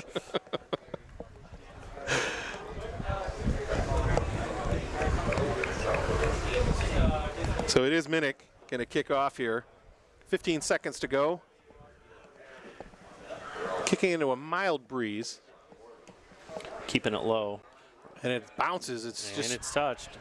The Bears, a couple of different Bears got their hands on it before they just covered up around their own 24-yard line. And 2 seconds ran off the clock there, so 13 seconds and a pair of timeouts. You touched on it. Do you try something? Maybe just throw a fade here to Omar Abu-Hamdi, see if he can get free? Yeah, you do. He's shown the way to get free. With the hand fighting, he can get free. Yeah, he can get free. Do you maybe look at possibly a hook and ladder type of situation? The good old hook and ladder? Oh, you don't know the history about me and hook and ladder. Uh-oh. I sense a story coming on later. Oh, there's a great story. Might have to share that one at halftime. That's why when I brought up the bag of tricks, I'm like, I can't say it. That's, I used that one too much, but the fact that you used it, that's awesome. 13 seconds to go. Bears trail 35-14 at their own 24-yard line. They're just going to hand off Abu-Hamdi. He's got a lot of room across the 40, out near the 43-yard line, and a quick 19 yards. And with 6 seconds to go, that maybe sets it up, a little Hail Mary. Absolutely. You've got the arm strength, got the wind at your back. If you can get Abu-Hamdi out there, on a deep route, and it's one-on-one, he's got a good shot of coming down with it. I still like what you said before. This is almost like a perfect area for it. If you can get someone to run like just past the logo, yes, get the hook, and then you have a secondary receiver running behind him. Kind of, how we were talking earlier on that first Royalton touchdown with the tight end on the seam. Mm-hmm. Run that same play, and then have Abu-Hamdi coming out of the backfield. It's almost a case of you have a secondary receiver run behind him, and then you just get them 20 yards downfield, then they can run the option with each other. Yeah. You know, the initial receiver go until he's about to get tackled, and then he's got a pitch man. He's got his pitch man. Well, the Bears have 4 wides, trips to the right with 6 seconds to go Brecksville from their own playing 43. Instead, they're going to hand they're gonna off. run it. Abu Hande's got a seam. He's into B territory. Call timeout. And the clock runs out before they can call timeout. As he got a nice 14 Coach yards. Julie making a signal saying we should have 1 second left. And the officials say no. No 1 second left. Sends them to the locker room. So you got 30 yards on 2 plays to end the half. If they had maybe a couple more seconds, could have pulled something out. Yeah, they definitely would have been able to do something there. Instead, we are at halftime here from Serpentini Chevrolet, Gibson Field, North Royalton, Ohio, on Flux Live, as the Brecksville Bees lead 35-14.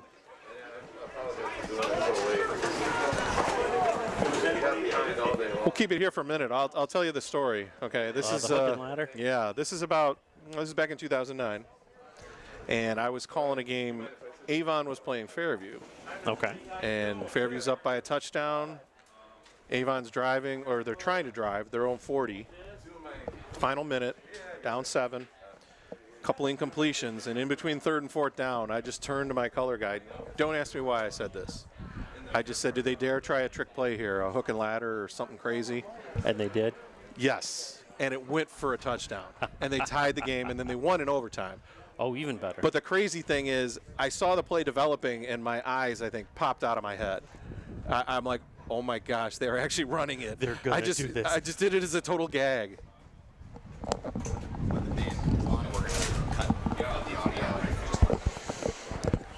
Okay, we're going to step aside here for halftime, and 35-14 Brecksville. We'll be back in a few minutes right here on Flux Live.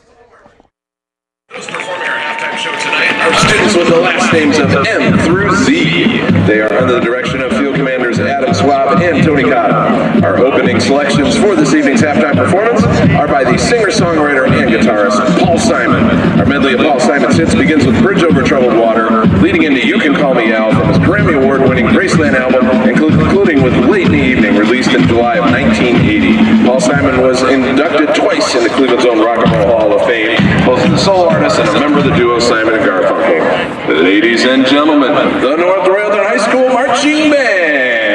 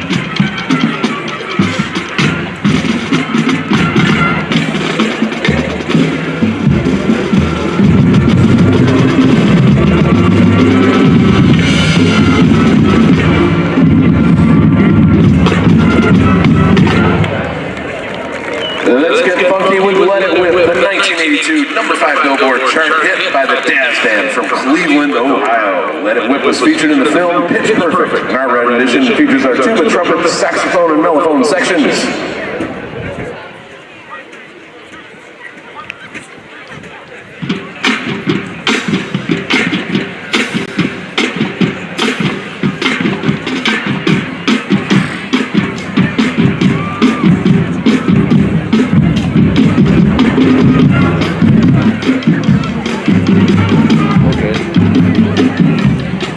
Cool. This just got too wide for this.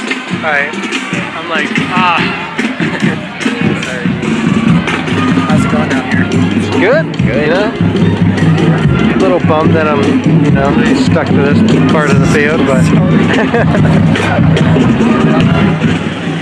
Need anything? You need water or something? Nah, I'm gonna go sip on some water right now.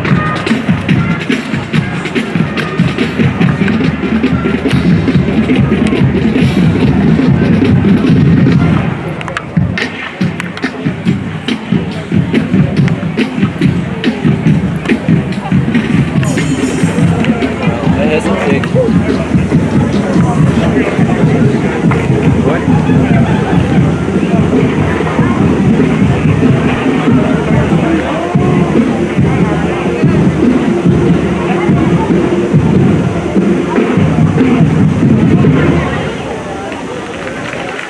We're dusting off our 8-track collection and rocking out to Back in Black. This ACD classic is ranked number 2 on Page One's list of the greatest hard rock tunes of all time. We hope you enjoy our performance of Back in Black, featuring the flutes, clarinets, baritones, royalettes, royal airs, and our percussion section.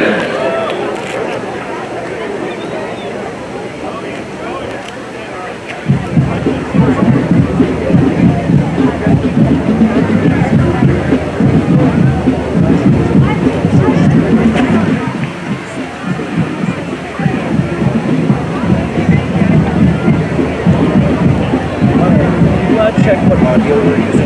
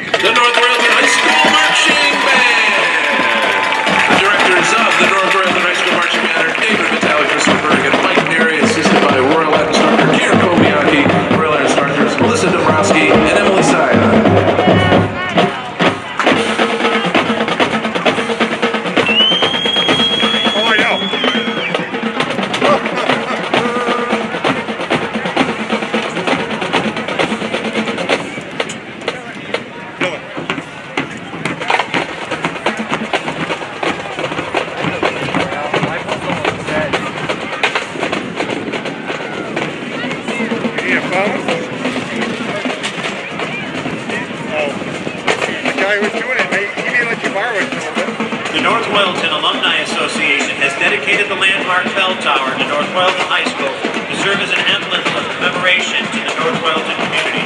On Tuesday, September 8th, officers of the Alumni Association gathered on the Vale to view home for the bell. Previously held at Heritage Hall, the 100-year-old cast steel bell will now be displayed in the tower above the north gate at Serpentini Chevrolet Stadium. The 300-pound bell, adorned with lights to allow for others to view it from afar, allows for alumni to fondly reminisce over their high school days and provides community members with an ever-present reminder of North Royalton's past. Dating back to its creation in the early 1900s, the bell was housed in a grander two-story bell tower with a men's room, allotting space for the principal's office on the second floor of the building. Ringing promptly at 9 a.m., the chime of the bell indicated the beginning of the school day for students of the former E.E. Root High School. In the early 1970s, school administration placed it on a mobile cart beside the football field to allow band members and cheerleaders alike the opportunity to ring the bell to signal points earned by North Royalton Bears football team, allowing for a celebration for those in the stands. After the football game, the entire crowd of players would walk to the bell tower and ring the bell after the team won its game. The bell finally has a home that is commensurate with the importance of its memories and spurs. The dedication of the new bell by the Alumni Association, the creation of the new high school will be perfectly complemented by the historical presence of the nearby bell tower. Our personal hope is that people will look at the bell and remember all the positive things about North Royalton High School and the lasting memories they will carry with them. Thank you so much.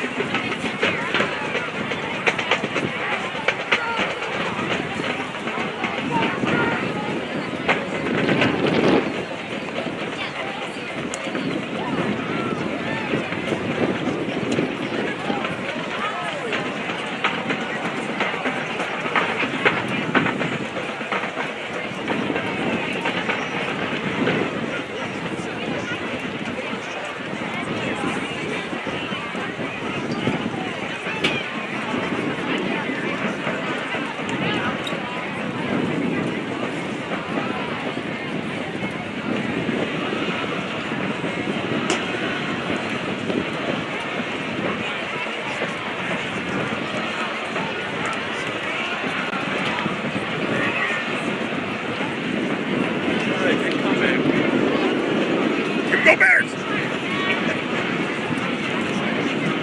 Going down? Do you need my phone? Oh yeah, I don't have my charger. Sorry, buddy.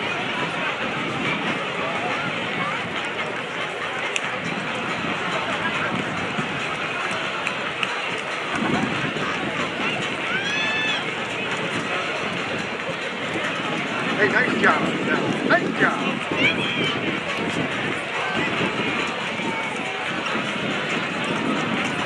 Yeah. It's open. Right until I got them all. Because I wasn't expecting to go 10 to 10. Usually goes 20 to 20 or 50 to 50. So I hope I don't lose the last one. We're at halftime from Serpentini Chevrolet Stadium, Gibson Field in North Royalton, Ohio, on Flux Live. The Brecksville Bees have a 35-14 lead. Along with Josh Clyde. Josh, first half assessment. What did you see? First, what did you see out of Brecksville? Saw a lot of really good things, bad things to start the game, losing one of their top receivers in Ganem, the 2 penalties there for unsportsmanlike conduct, getting ejected. But Brecksville really didn't miss a beat. Throwing the ball around really well. Joe Labus has had quite a game. The wide receivers are running wide open.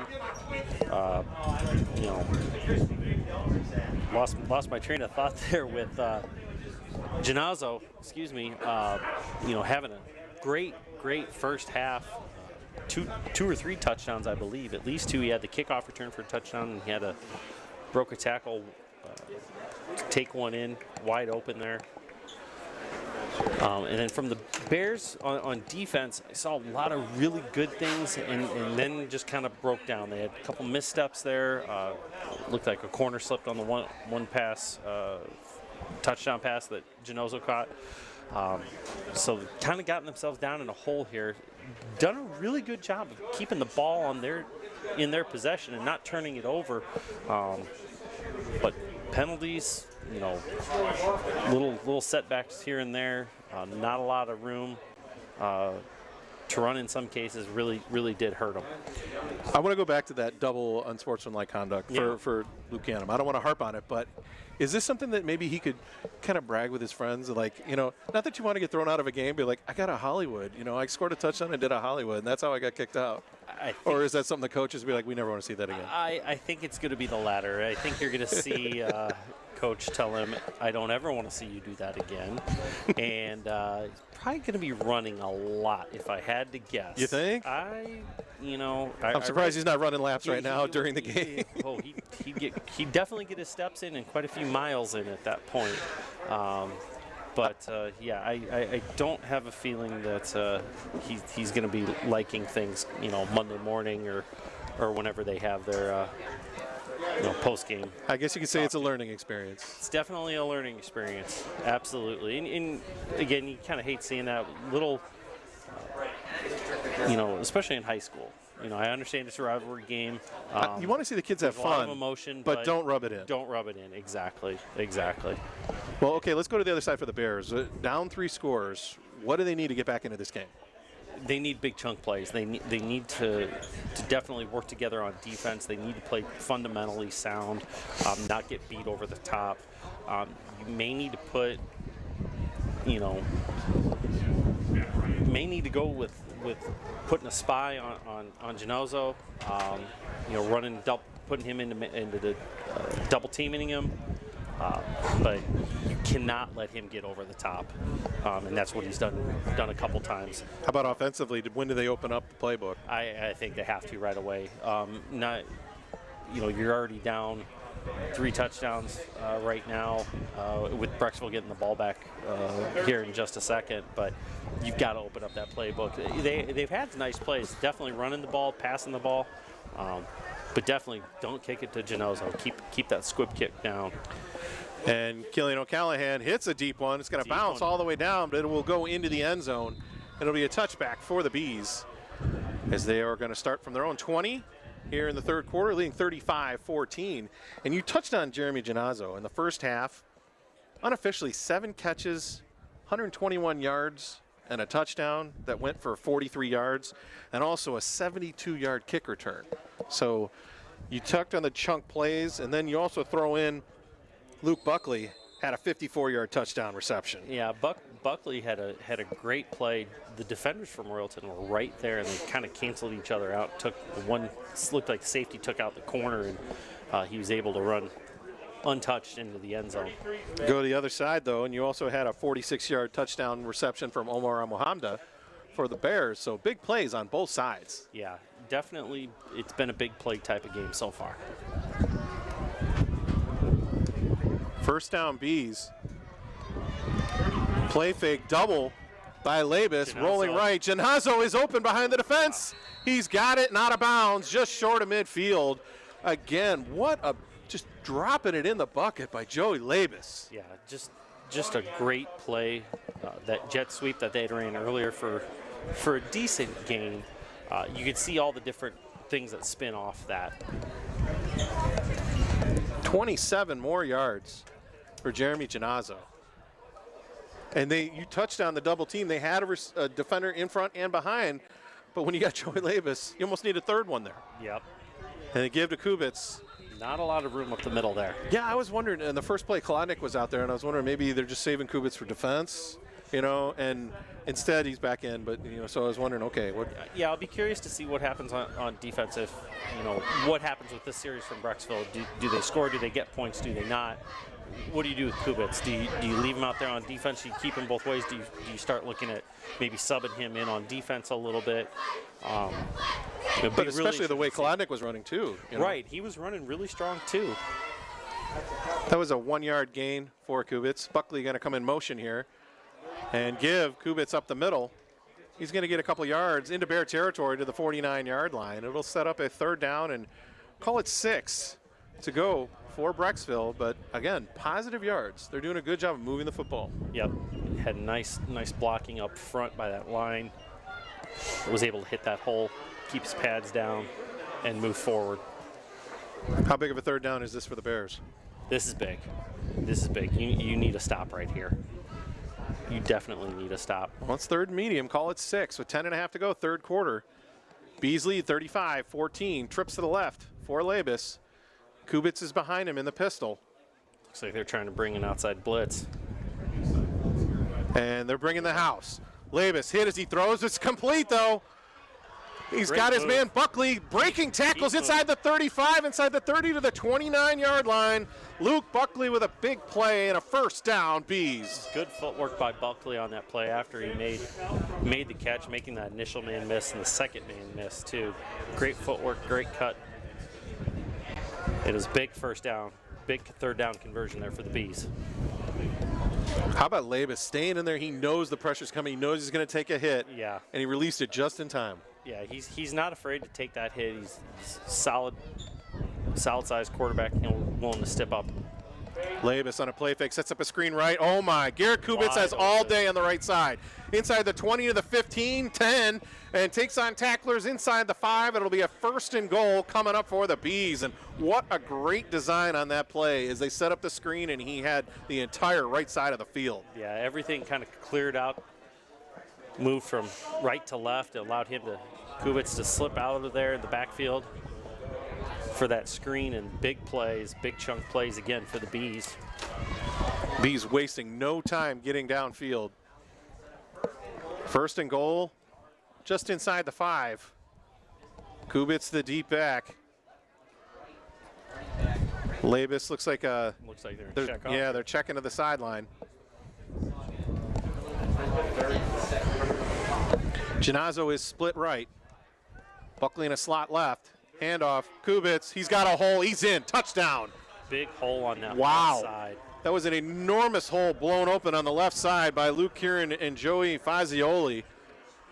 And with 8:59 to go, third quarter, the Bees extend their lead 41-14. Yeah, I talked about Kieran and that offensive line earlier in the game. Kieran being 6'4", 290. Big mismatch there on those tackles.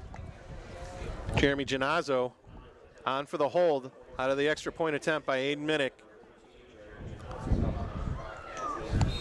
Spots down, the kick is up, the kick is good. 8:59 to go, third quarter. 42-14, the Bees lead now. And now the playbook definitely has to open up for the Bears, if it wasn't already. Well, you don't want to panic, do you? No. And what I mean by that is, it can't be just big play, big play, big play. You still got to run your base offense. You still have to keep Brecksville honest. But maybe, I don't want to say reach into the bag of tricks just yet, gimmick plays or gadget plays, anything like that. But you need to get the ball moving. You need bigger chunks of yard. Time is now against your side. You can't run that 3-4 yard chunk plays and try to wear the defensive line down. How about spreading the field with 4 wides and still running with Abu Hamda, because that opens up the middle for Yeah, him. doing something along those lines where you give Zayden Abu Hamda a chance to really spread out, take the ball in space, and do something with it.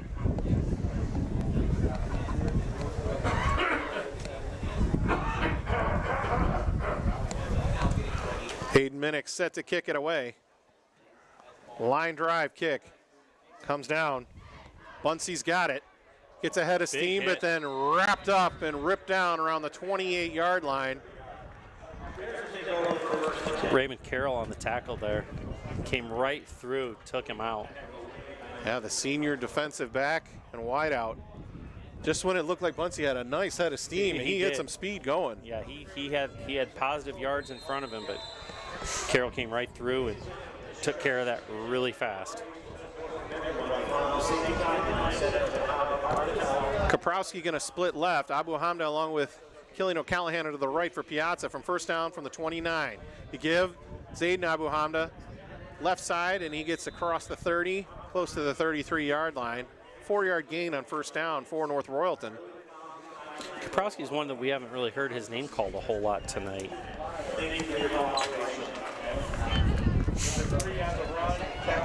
See if we can get him involved after that big game last week against Highland.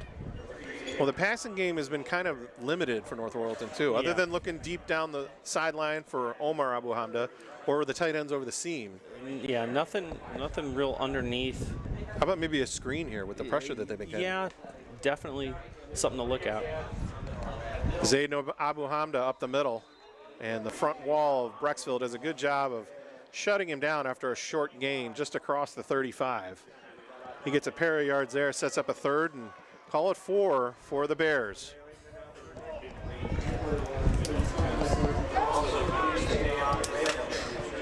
Yeah, and the Bears need to get this first down and keep the ball moving downfield for them.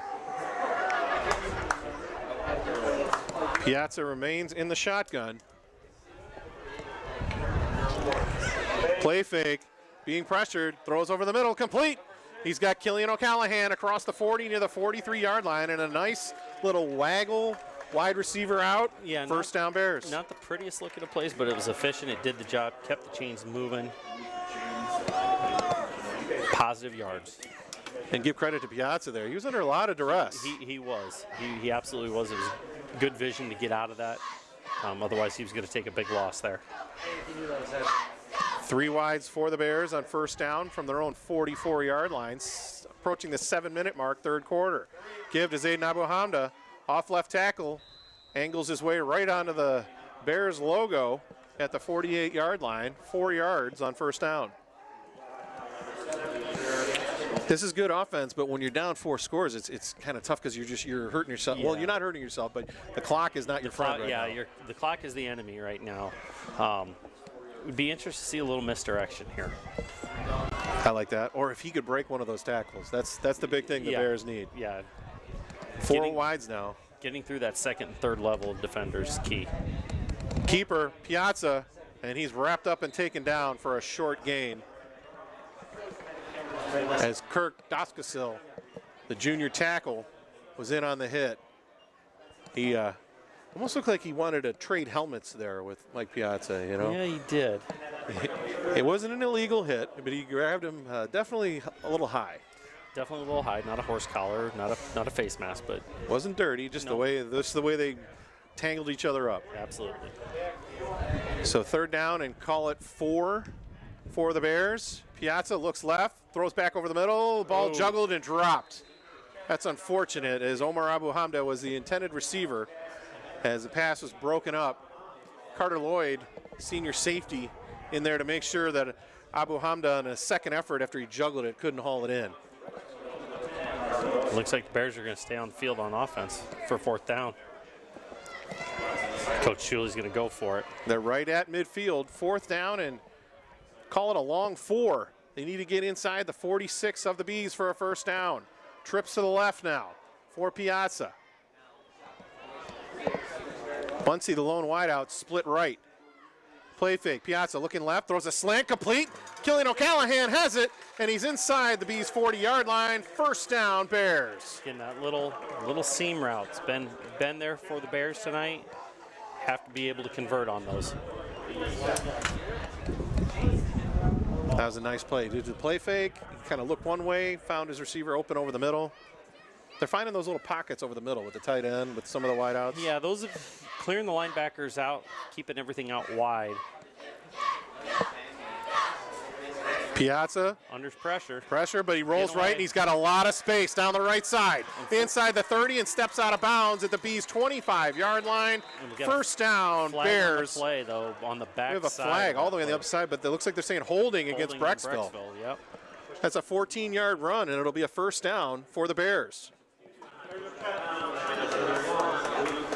And Coach Schule went ahead and obviously declined that. Took the first down.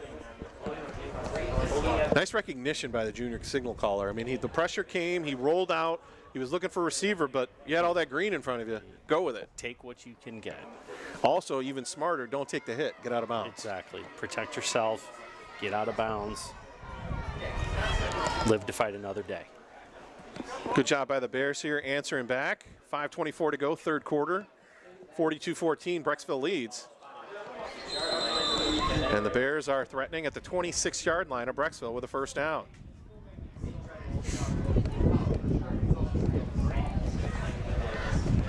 On a nice brisk night here. You know, this almost seems like fall tonight. It's the first like almost. hoodie weather night. Absolutely. I've got my jacket on now. That window open. Trips left. Piazza looking over the middle. Looks right, looks left. He's grabbed and taken down and sacked. Garrett Kubitz just finally got free as he was blocked for quite a bit, but Piazza just couldn't find an open receiver. Good coverage downfield. Yeah, he was trying to break away from it and literally ran right into the arms of Kubitz and took him down for the loss. And that's a big loss of 7 yards on that play. You can only hold Kubitz off for so long. Exactly. Give credit to the secondary on that one. That was a coverage sack. Absolutely it was. Second down, call it 17 now, back at the 32. Setting up a screen left. Oh, unfortunate. Nothing there. Yeah, as the ball was tipped, good pressure on the play. Jacob Ryan came in as Piazza couldn't get it to Zayden Abu Hamde, who had one man out there, but he gets that one man to miss. Yeah, who knows? Zayden had definitely some green space there to work with. He made that first man miss. But Piazza couldn't get the ball over the hands of the defender. You got to think they've already converted 1 4th down on this series. You're in no man's land. You're in the other team's near the 30-yard line. This has got to be 4-down territory. This is definitely 4-down territory with where we're at in the game and the score for sure. 4:43 to go, third quarter. Third down, 17 now Bears. Trips left. Piazza back to pass. Fade pattern, right side, looking for Bunsey. He's got a step. Gone in and out of his hands at the goal line. Max Bunsey had a step and just couldn't haul it in. Took his eyes off it at the last second. That's a backbreaker for the Bears. Absolutely.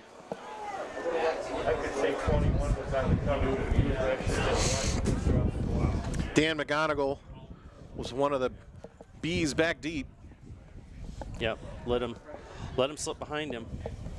That was a nice touch by Piazza. It was a great ball, put it exactly where it needed to go, and fortunately his wide receiver couldn't hold on. Trips left now on 4th and 17 for the Bears from the 32 of Brecksville. Piazza, now he's going to send the fade. Omar Obahamde this time. A lot of contact, and they got the flag. Jeremy Janazzo and Omar Obahamde were battling, but here's the thing. In high school football, there's no automatic first down, so you get the 15, but it's still going to be 4th down. Still going to be 4th and 2. But you get the free 15. That's what the Bears are looking for. They still have the ball. That was very unfortunate for the Bees because it looked like it was good coverage. It was good coverage.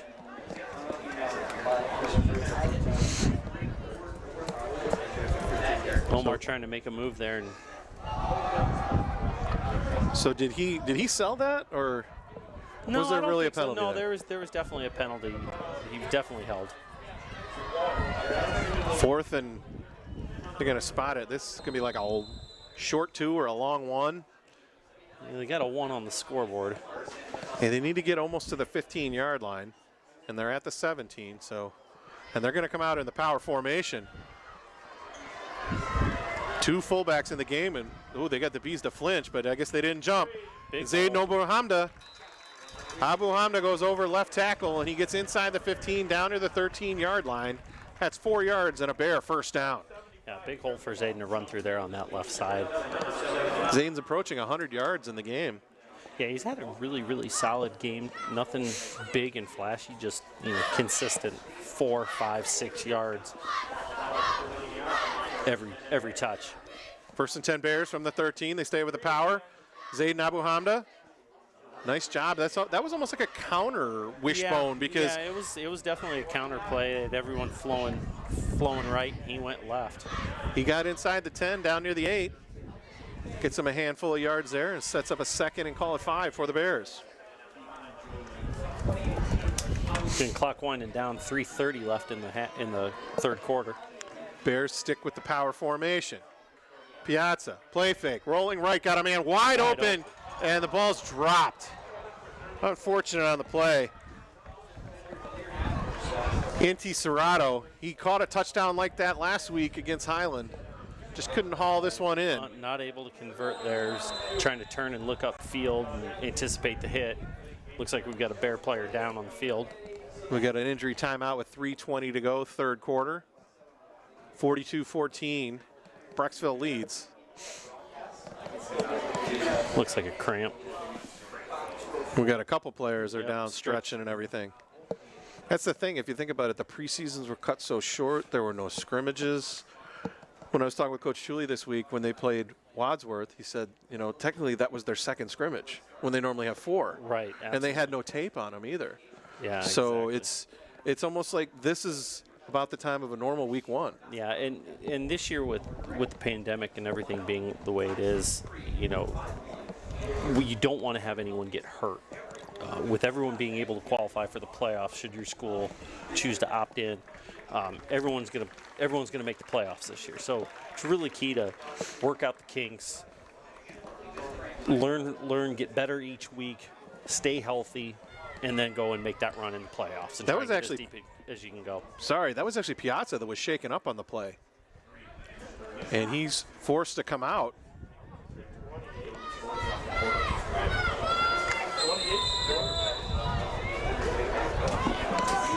So number 28's come in, play quarterback.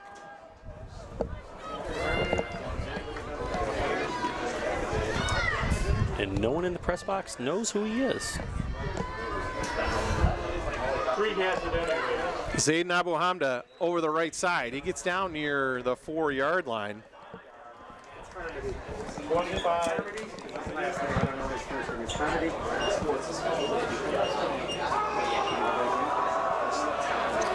And they're going to Chase Dormady was the quarterback. The sophomore came in for one play. As it looks like Piazza was back in. Yep, he's coming back on this one. Back So in right now. And that's a good sign. yep, looked like a calf cramp. Stretch it out for a play. Inside 3 minutes to go, third quarter. Power formation. Handoff. Abu Hamda up the middle. Gets And close to the just goal short, line. Just short. And we got a lot of pushing and shoving after the play. And we got a whistle and a late flag. And this one, this will be interesting who this is on. This is on the Bears. You are not happy. Nope, it's another one on the Bees. This is their third unsportsmanlike conduct of the game. Not going to really do much yardage-wise, but that's one that Coach Potter, might have a little chat with his player because the play, once it was down, a couple different players, a couple groups of them were still continuing after the whistle. Yeah, definitely don't need that. You're up 42-14.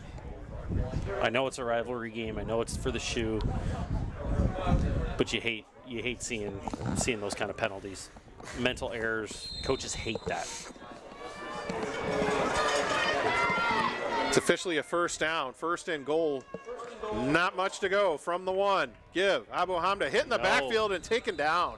Great job by Matt Rose. We haven't heard his name called a lot this evening, and definitely busted through the line there. He made his presence known on that play as he was in the backfield to meet Zayden Abu Hamda and actually lost a yard close back to the 2. As you said in the pregame, Big Brother Mike's was a freshman All-American at Iowa State last year. Piazza give. Abu Hamda over right And guard. he's Touchdown Bears.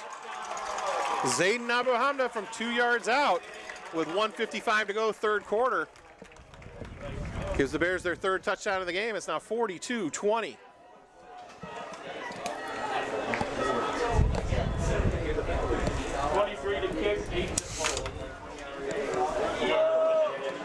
Give the Bears credit, they're still hanging going. in. Yep, they're still in there. I mean, there's a lot of time to go. We got a whole quarter. The key's got to be to stop that Brecksville offense. Buncey's extra point up and good. And he's walking a little gingerly off the field. Hopefully he's all right. 1:55 to go, third quarter, 42-21.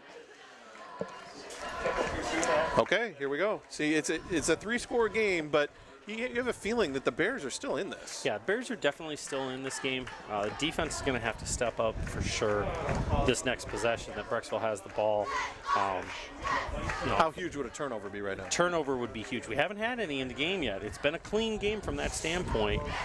Both teams protected the ball very, very well. Both quarterbacks have kind of gotten away with a few passes that Could have gone either way. But if I'm North Royalton, I'm trying to force a turnover the best I can and turn it into points. And if you're Brecksville, how many coaches are saying put 2 hands on the ball? Yeah, have a big window. Don't throw into double coverage. I'd try to double Ginazzo at this point. But yeah, 2 hands on the ball. And an onside kick. O'Callahan. The ball's tipped. It's loose. Brecksville's Covered got up by Brecksville, though, as the Great. ball was swatted in the air.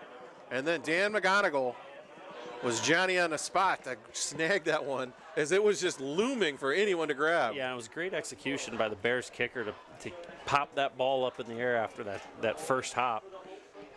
O'Callahan got the bounce that you need, and it hit an up back, too. That's It one of did. the things they always say. If you're the up back, kind of wait, and Yeah.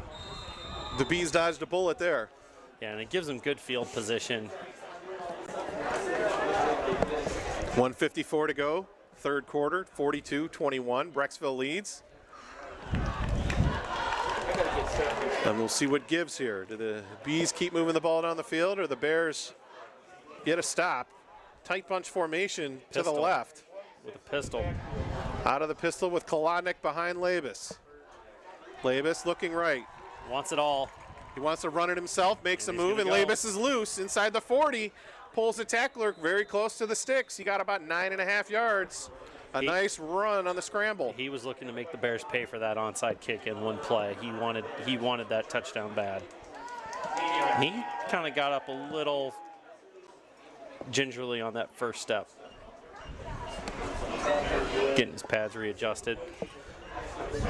This interesting formation with this tight bunch over on the short slot.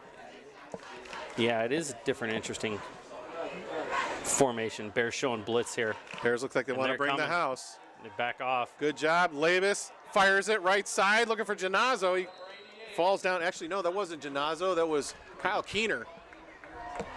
Yep, feet got tripped up there. No flag called. No penalty called, I should say. That ball was in the air a long time. It got hung up a little bit in the air, and Keener, the freshman wideout, he'll step out on this play as Ginazzo's back in. Call it 3rd and 2. Bees, they need to get to the 36. Kolodnik is behind Labus and takes the handoff. Right side, big hole. Kolodnik inside the 35, down near the 32-yard line. 6 yards, first down, Brecksville.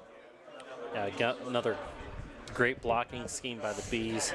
Allow that hole to open up. How well has the Bees front wall been playing, especially in the run game? Definitely very impressed. Again, they're led by those 2 tackles. 6'4", 6'3", 290, 285. That's D1 size right there. First down Bees from the 32. Labus, handoff, Kolodnik. He's wrapped up and taken down for a short gain. Patrick McDonald, the junior backer, got in there and pulled him down after 2 yards. Yeah, and they had that right tackle and that right guard pulling on that play. It was a little slow to develop and didn't get the seal that they were looking for. Otherwise, Knowledge could have been off to the races. Bees they're still moving. They're not taking their time. No, they're just taking chunks of yards, and They're quickly up to the line. Labus shifting around. He's got a lot of space. Flag down. Fires for the end zone. Caught. Touchdown, Ginazzo. 30-yard touchdown pass. We're going to have to check the flag, though. It's back in the neighborhood of a hold. And that's what the referee calls. Penalties again.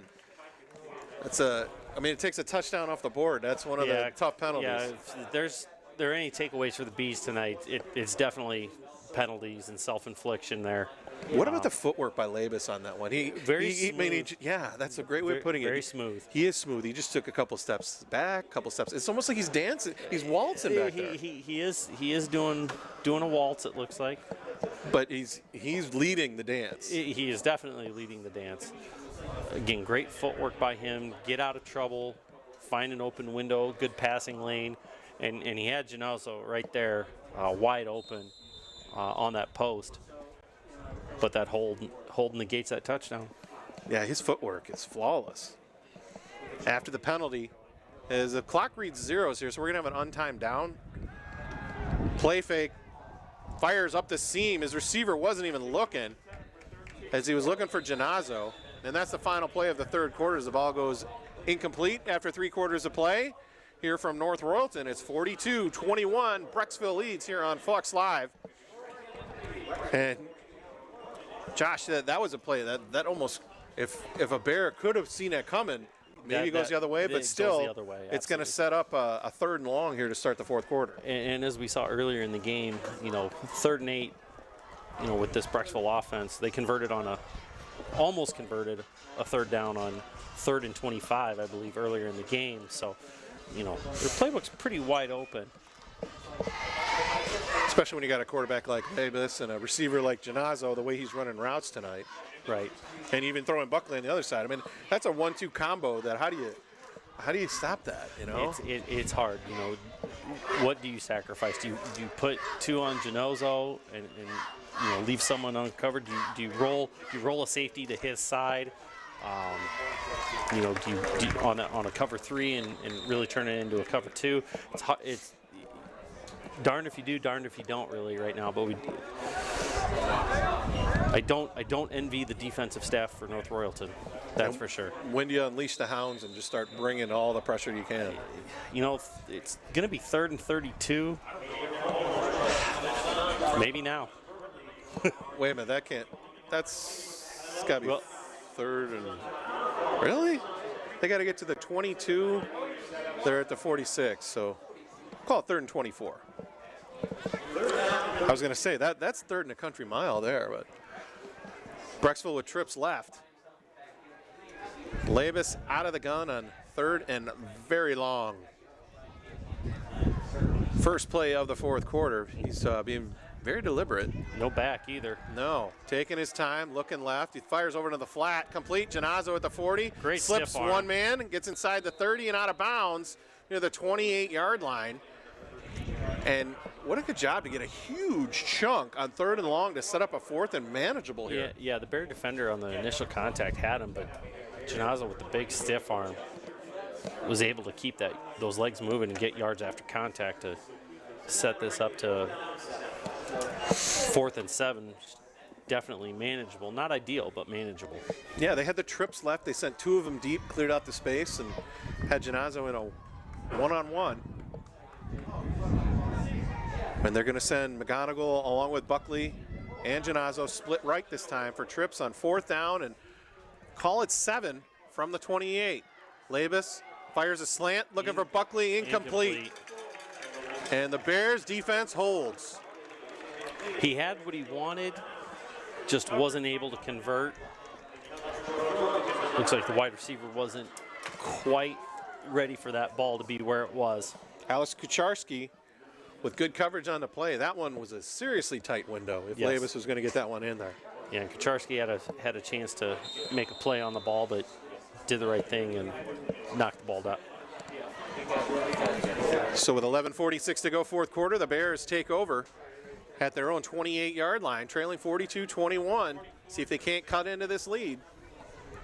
The breeze now has kind of moved sideways. It's coming across the field now. It's kind of coming out of the northeast a little bit.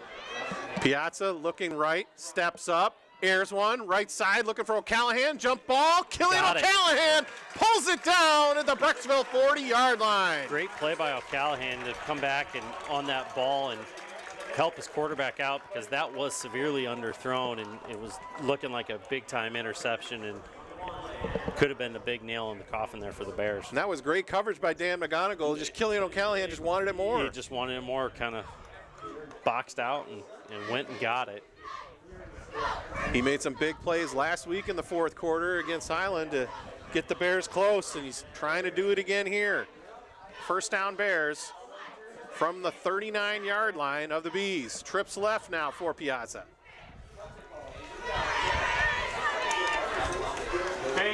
Play fake, keeper by Piazza. He's wrapped up and taken down at the 35-yard line. He'll get about 4 yards on the play. Yeah, and that's kind of what we were talking about earlier, getting the wide receivers spread out, giving Zayden Abahamda an opportunity to run. That time they kept it with quarterback Piazza. Looks like he got 4 yards on that carry. Again, positive yards. That's what you need here. Exactly. No need to panic. They got lots of time. 10.5 to go, fourth quarter. They're at the Bees' 35-yard line. 2nd and 6, Bears. Piazza out of the gun, looking left all the way, throws a slant. It's complete. He's got his receiver to the 27-yard line, Omar Abu Hamda, and he's got enough for a Bear first down. Again, another tight window that Piazza threw in, and Abu Hamda was a big target out there for him, and definitely made the defender work for that. First down Bears from the Bees' 27.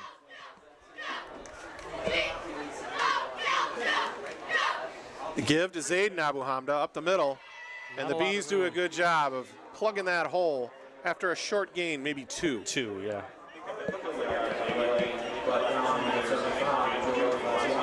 Running up the middle has been tough for both teams tonight. It has definitely been a battle from guard to guard. Not a lot of room for either offense, actually.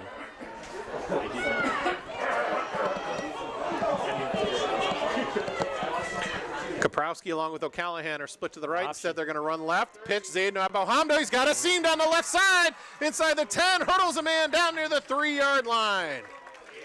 First and goal coming up for the Bears. Great play, great misdirection. Haven't seen that option all night. Looks like they may be spotting him at the 5. That's a tough spot. Looked like he got cut at the 5 and landed at the 3, unless he stepped out at the 5. Power formation, first and goal from the 5. Give, Zayden Abu Hamda. No room. Hit and knocked down almost right away.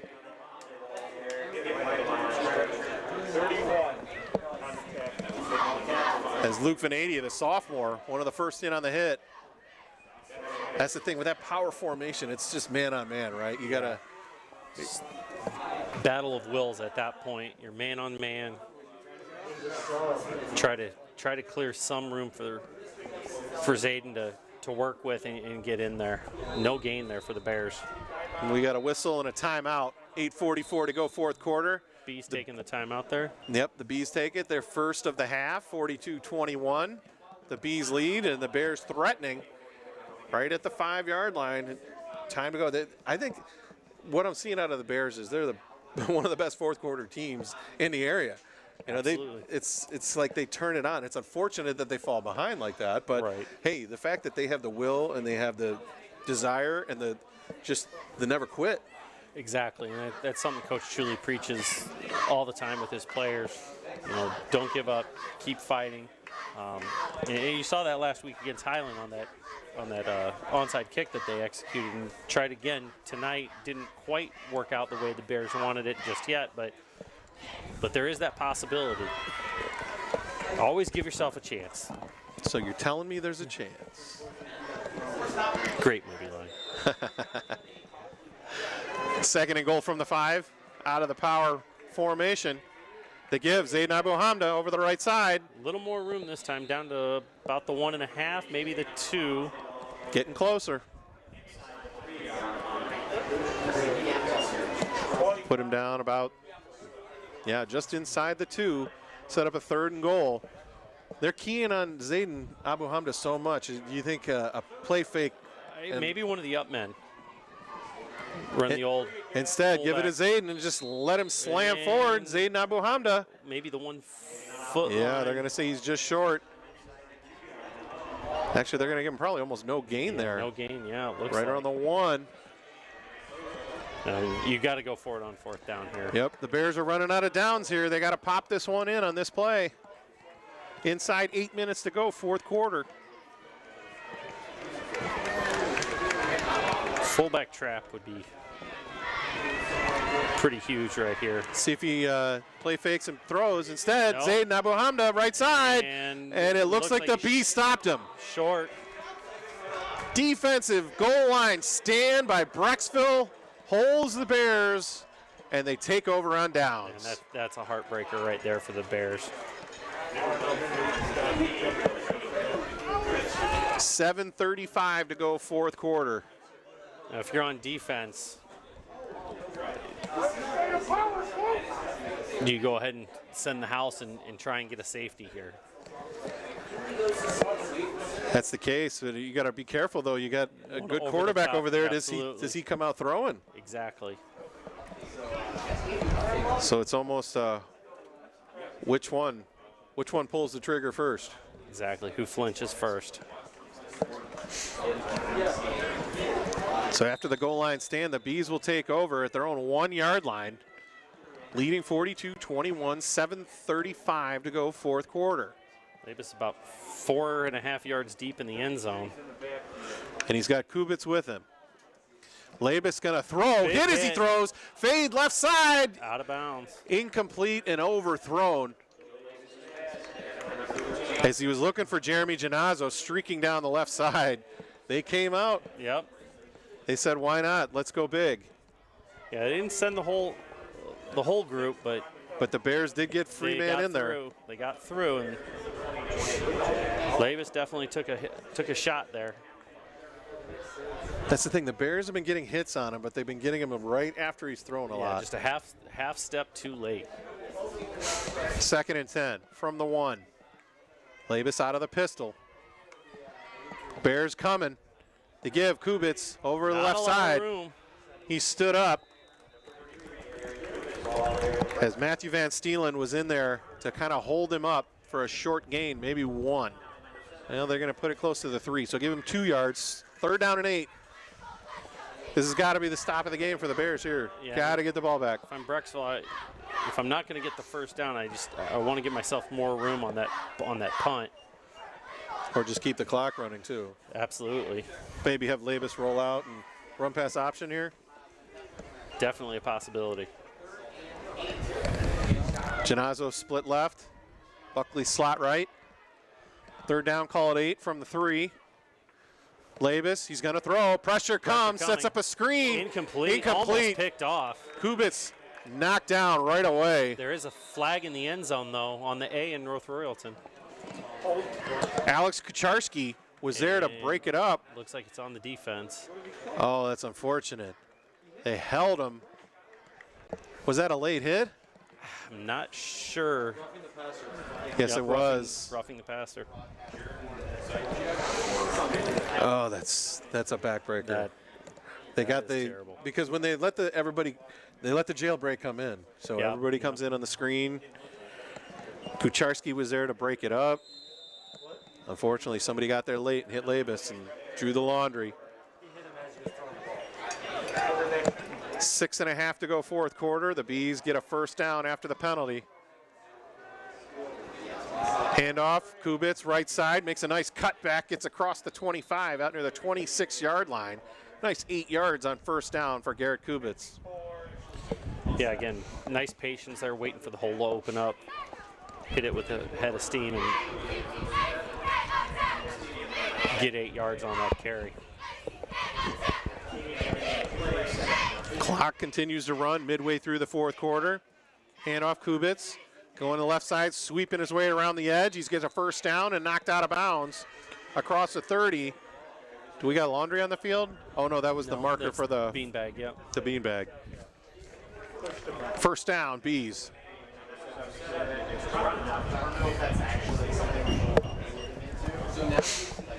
So clock stops for a second with that Kubitz run getting out of bounds. I think Brecksville at this point just wants the clock to keep moving and get out of North Royalton with the victory this evening. Momentarily stopped, 5:53 to go, but it's a first down for the Bees at their own 34. Bears showing pressure. Labus swings it right side. McGonigal's got it, but wrapped Nice up and tackle. taken down for a short gain. Andrew Corton, the junior corner, was out there to make a nice hit. He fought off his blocker. And He did. He snuffed that out right away, shed the block, and was right there waiting on that reception. again, a nice tight pass by Labus. I just admire his throws. Yeah, he does throw a good ball.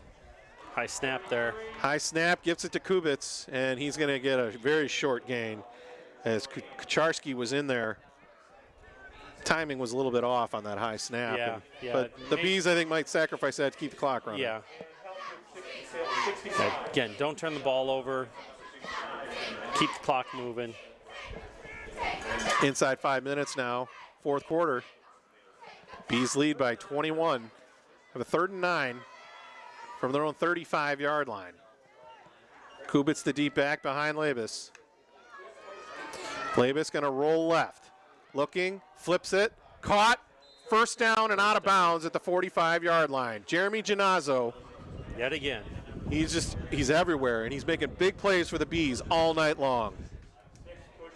Yeah, the one thing that I really like that Labus did, and I've noticed here on a couple plays just in this drive, is he's changing his cadence up just a little bit. You know, slaps his hands, you expect the ball to be snapped, and then it's snapped just to try to draw the Bears offside, keep them honest. Jeremy Ginazzo's routes, too, in the timing that he has with Labus. Very, very clean in and out of his routes. You know, looking where his defenders are, over the top and underneath. First down, Bees. Handoff. Kubitz over to left side, and he's going to force his way across the 45 to the 47. Tough sledding, but he picked up 2 and keeps the clock going. Yeah, again, inside 4 minutes now. Yeah, again, not a lot of room on that inside, but it's positive yards. You keep the clock moving, and now we're under 3:45 in the game.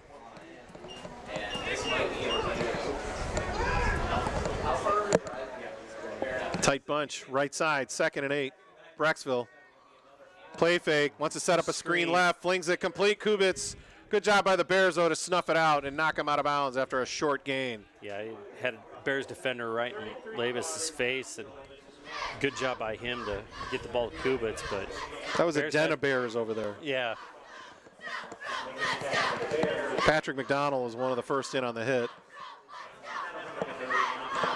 And for the Bears, stops the clock. 3:25 to go. Yeah, buys them a little bit of time, but they do need a stop here. 3rd down. Call it a long 5. They need to get just inside the Bears' 45 for our first down. Labus with Kubitz on his right hip. Brings Ginazzo in motion. Play fake. Throws up the middle. Incomplete. Looking for his tight end. Ball went right off the hands of Ethan Van Rump. Yeah. And we got flags on the play. A dead ball. Personal foul against the Bees. Well, it was going to be a 4th down anyway. Now it's a 4th and really long. If anything, that might just kind of make it easy for the Bees might have probably gone for that 4th and 5. Yeah, they may have. They may say Joe Labus punt tonight for the first time. Well, he's going to line up back there. It's a matter of does he throw or does he kick it? Yeah, but it looks like they're keeping the offense on the field. Now they got some changes. Yep. Substitutions. Looks like punt team's coming on now. He lines up deep in the formation. 3:21 to go, 4th quarter. This will be Labus's first punt of the game. 4th and 20 now, as the Bears look like they're going to come. We got whistles and we got a false start. Back the Bees up 5 more. Looks like the Bears wanted to come after that too. Yeah, they did. And may have had a shot with that high snap.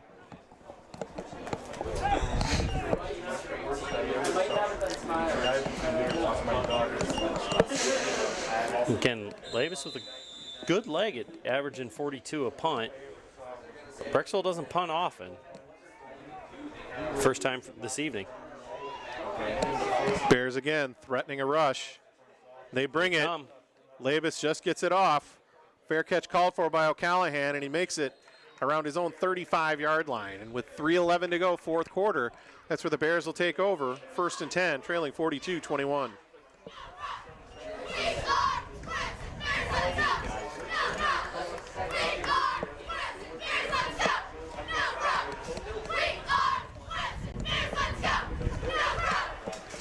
Now it's about pride. Is that it? Can you still have time to score 3 scores? 3 minutes, not impossible. Jim Carrey would like his chances. First down from their own 34 for the Bears. Piazza looks like he wants to set up a screen. Zayn Abahamdu's got it. And he stretches forward close to the 39-yard line. The Bees did a good job of reading that one. Yeah. Got a short gain. Yeah, it was set up really well. Abahamda almost coughed up the ball there, popped out of his arms for a second, and he was able to snag it back midair, pull it in before Bees defender was able to grab it. Degree of difficulty. He gets a 3.5 on that for the juggle. Right. He only gets a 2.5 from the Russian judge. Oh, that's tough. Yeah, they're a tough crowd. Trips right now. 2nd and 5. Piazza. Double pump. And flips it over the middle, and it looks like he short hopped his receiver right at midfield. Looking for Vincent Kaprowski on that play. Not a lot there for him to work with. Good defense by the Bees on that play. Looks like the Bees are dropping back in coverage, not really bringing the pressure. Yeah, they know at this point it's the Bears are just going to go ahead and chuck the ball around. 2:31 to go. 3rd and 5 now. Bears from their 38.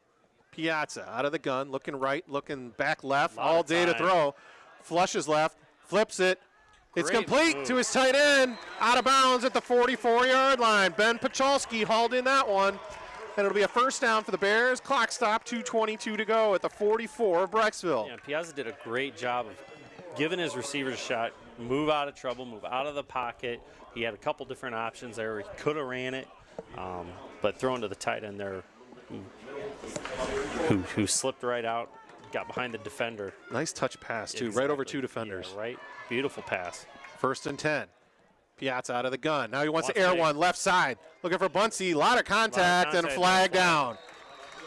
Max Bunsey draws the personal foul, or excuse me, the pass interference. 15 yards, and the Bears are going to continue to move forward.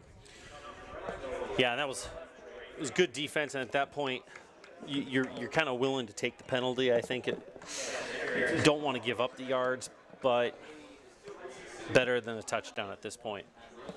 It was a tough call because it didn't really look like the ball was kind of in the neighborhood, but Yeah, it was little but hand fighting. There was definitely defensive holding on that play. After the penalty, put the ball just inside the 30. 1st and 10 Bears, 2:06 to go, 4th quarter. Piazza looking left, fade pattern left side. Hamda, ball's underthrown for Abu Hamda and broken up on the play. Trey Green, the junior corner, was there to break that one up, and Adjusting his pads for a second. that was a case of ball could have easily been picked, and the receiver becomes the defender, Yeah, wasn't it? Abu Hamda ended up being the defender on an offensive play. He gives the Bears another shot. Trips now to the right, 1:58 to go on 2nd and 10 from the 29. Piazza flips it left side, complete. Zayden Abu Hamda. He's wrapped up and taken down just inside the 24-yard line. Matt Rose, the junior backer, got him there, and he kept him in bounds and keeps the clock running. Yeah, under 145 now in the game. Got about 6 yards on the play, though. And we are approaching 90 seconds to go. 3rd and call it 4 coming up for the Bears from the 23. Not a real big sense of urgency by the Bears coming out of that play. Piazza fires it right side. Got a receiver. Killian O'Callahan hauls it in. Touchdown Bears from 23 yards out. Great ball right into the bucket. Defender was looking at it the whole time. I don't know if he lost it in the lights. I thought he was going to come up with the interception possibly there. He had position. Don't know if he just didn't see it or what. That was almost the most nonchalant touchdown. It just kind of fell there, and O'Callahan, thank you. Yep, he was like, thank you very much. Put it on the board. Put it on the board. Bunsey for the extra point. His kick goes through the uprights. And with 1:11 to go, 4th quarter, Here come the fourth quarter Bears, 42-28. Minute 11 left in the game, though. It's unfortunately not a lot of time. Had they not gotten themselves in that hole right before the half, this could have been a completely different ball game. And Killian O'Callahan, he is Mr. Fourth Quarter, too. Absolutely. He caught 3 huge passes last week against Highland in the fourth quarter to get him back in the game. Catches a touchdown here. Yeah. Definitely No quit. No quit. No quit. No quit the Bears tonight. Fortunately, just kind of got behind early and couldn't quite dig out of it just yet. Yeah, you got to give them credit. They didn't fall to turnovers. It was just a case of maybe a couple series didn't go their way, and they got on the wrong side of a few punts. Yeah, and that's exactly. what got them behind. They took advantage early in the game with the penalties on Brecksville. Turn that into points. Callahan hits the onside to the right side. It's grabbed by Buckley, and he's going to go down right at the 49-yard line of Brecksville. And Luke Buckley going to haul it in there for the Bees. And with 1:10 to go, 3 timeouts for the Bears. Time is not their friend right now. No, unfortunately it is not, with 70 seconds left in the game. I've seen crazier things happen. Reggie Miller at the Garden. I saw Rodney Rogers score 13 points in like 20 seconds. Tracy McGrady did it. Yep. That's basketball, unfortunately, not football. And the Bees look like they're going to line up in victory formation. Yep. They do. Labus takes a knee, and I think the Bears are just going to let it go. Coach Chili took the headset off. Looks like they're just going to let the clock go. If you ask a player what's your favorite play, they don't usually say the bomb or the hook and ladder or anything. Nope. It's the victory formation.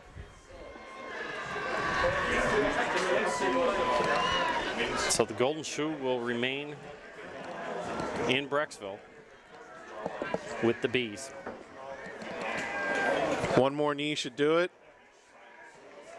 Labus takes it. And that should be it. Inside 30 seconds now. 42-28. Some players are already shaking hands. Well, they're going to make them take one more knee. Yep, looks like you're going to do one more. Actually, no. Now Labus is walking away. They were inside 30 seconds. And that's the game. Yep, that was a 40-second play clock, so the final seconds will tick away. Final score, Brecksville 42, North Royalton 28. Josh, we had a great game here tonight, and we saw some huge plays, especially in the first half by both teams. What can both teams take away from this? First, let's go with the Bears. What can they take away from this game? The Bears fought really, really hard. Unfortunately, they got behind going into half. They weren't able to quite dig out of it. They were very competitive with the Bees and that high potent offense defensively. Bears hung in there. Had a few things go their way. Definitely, I think Coach Chuli and his staff's going to look at the film, break it down, and learn from that as they move forward with the rest of the season. Keys to the game, we talked about earlier. No turnovers. Bears did not turn the ball over tonight. I think that was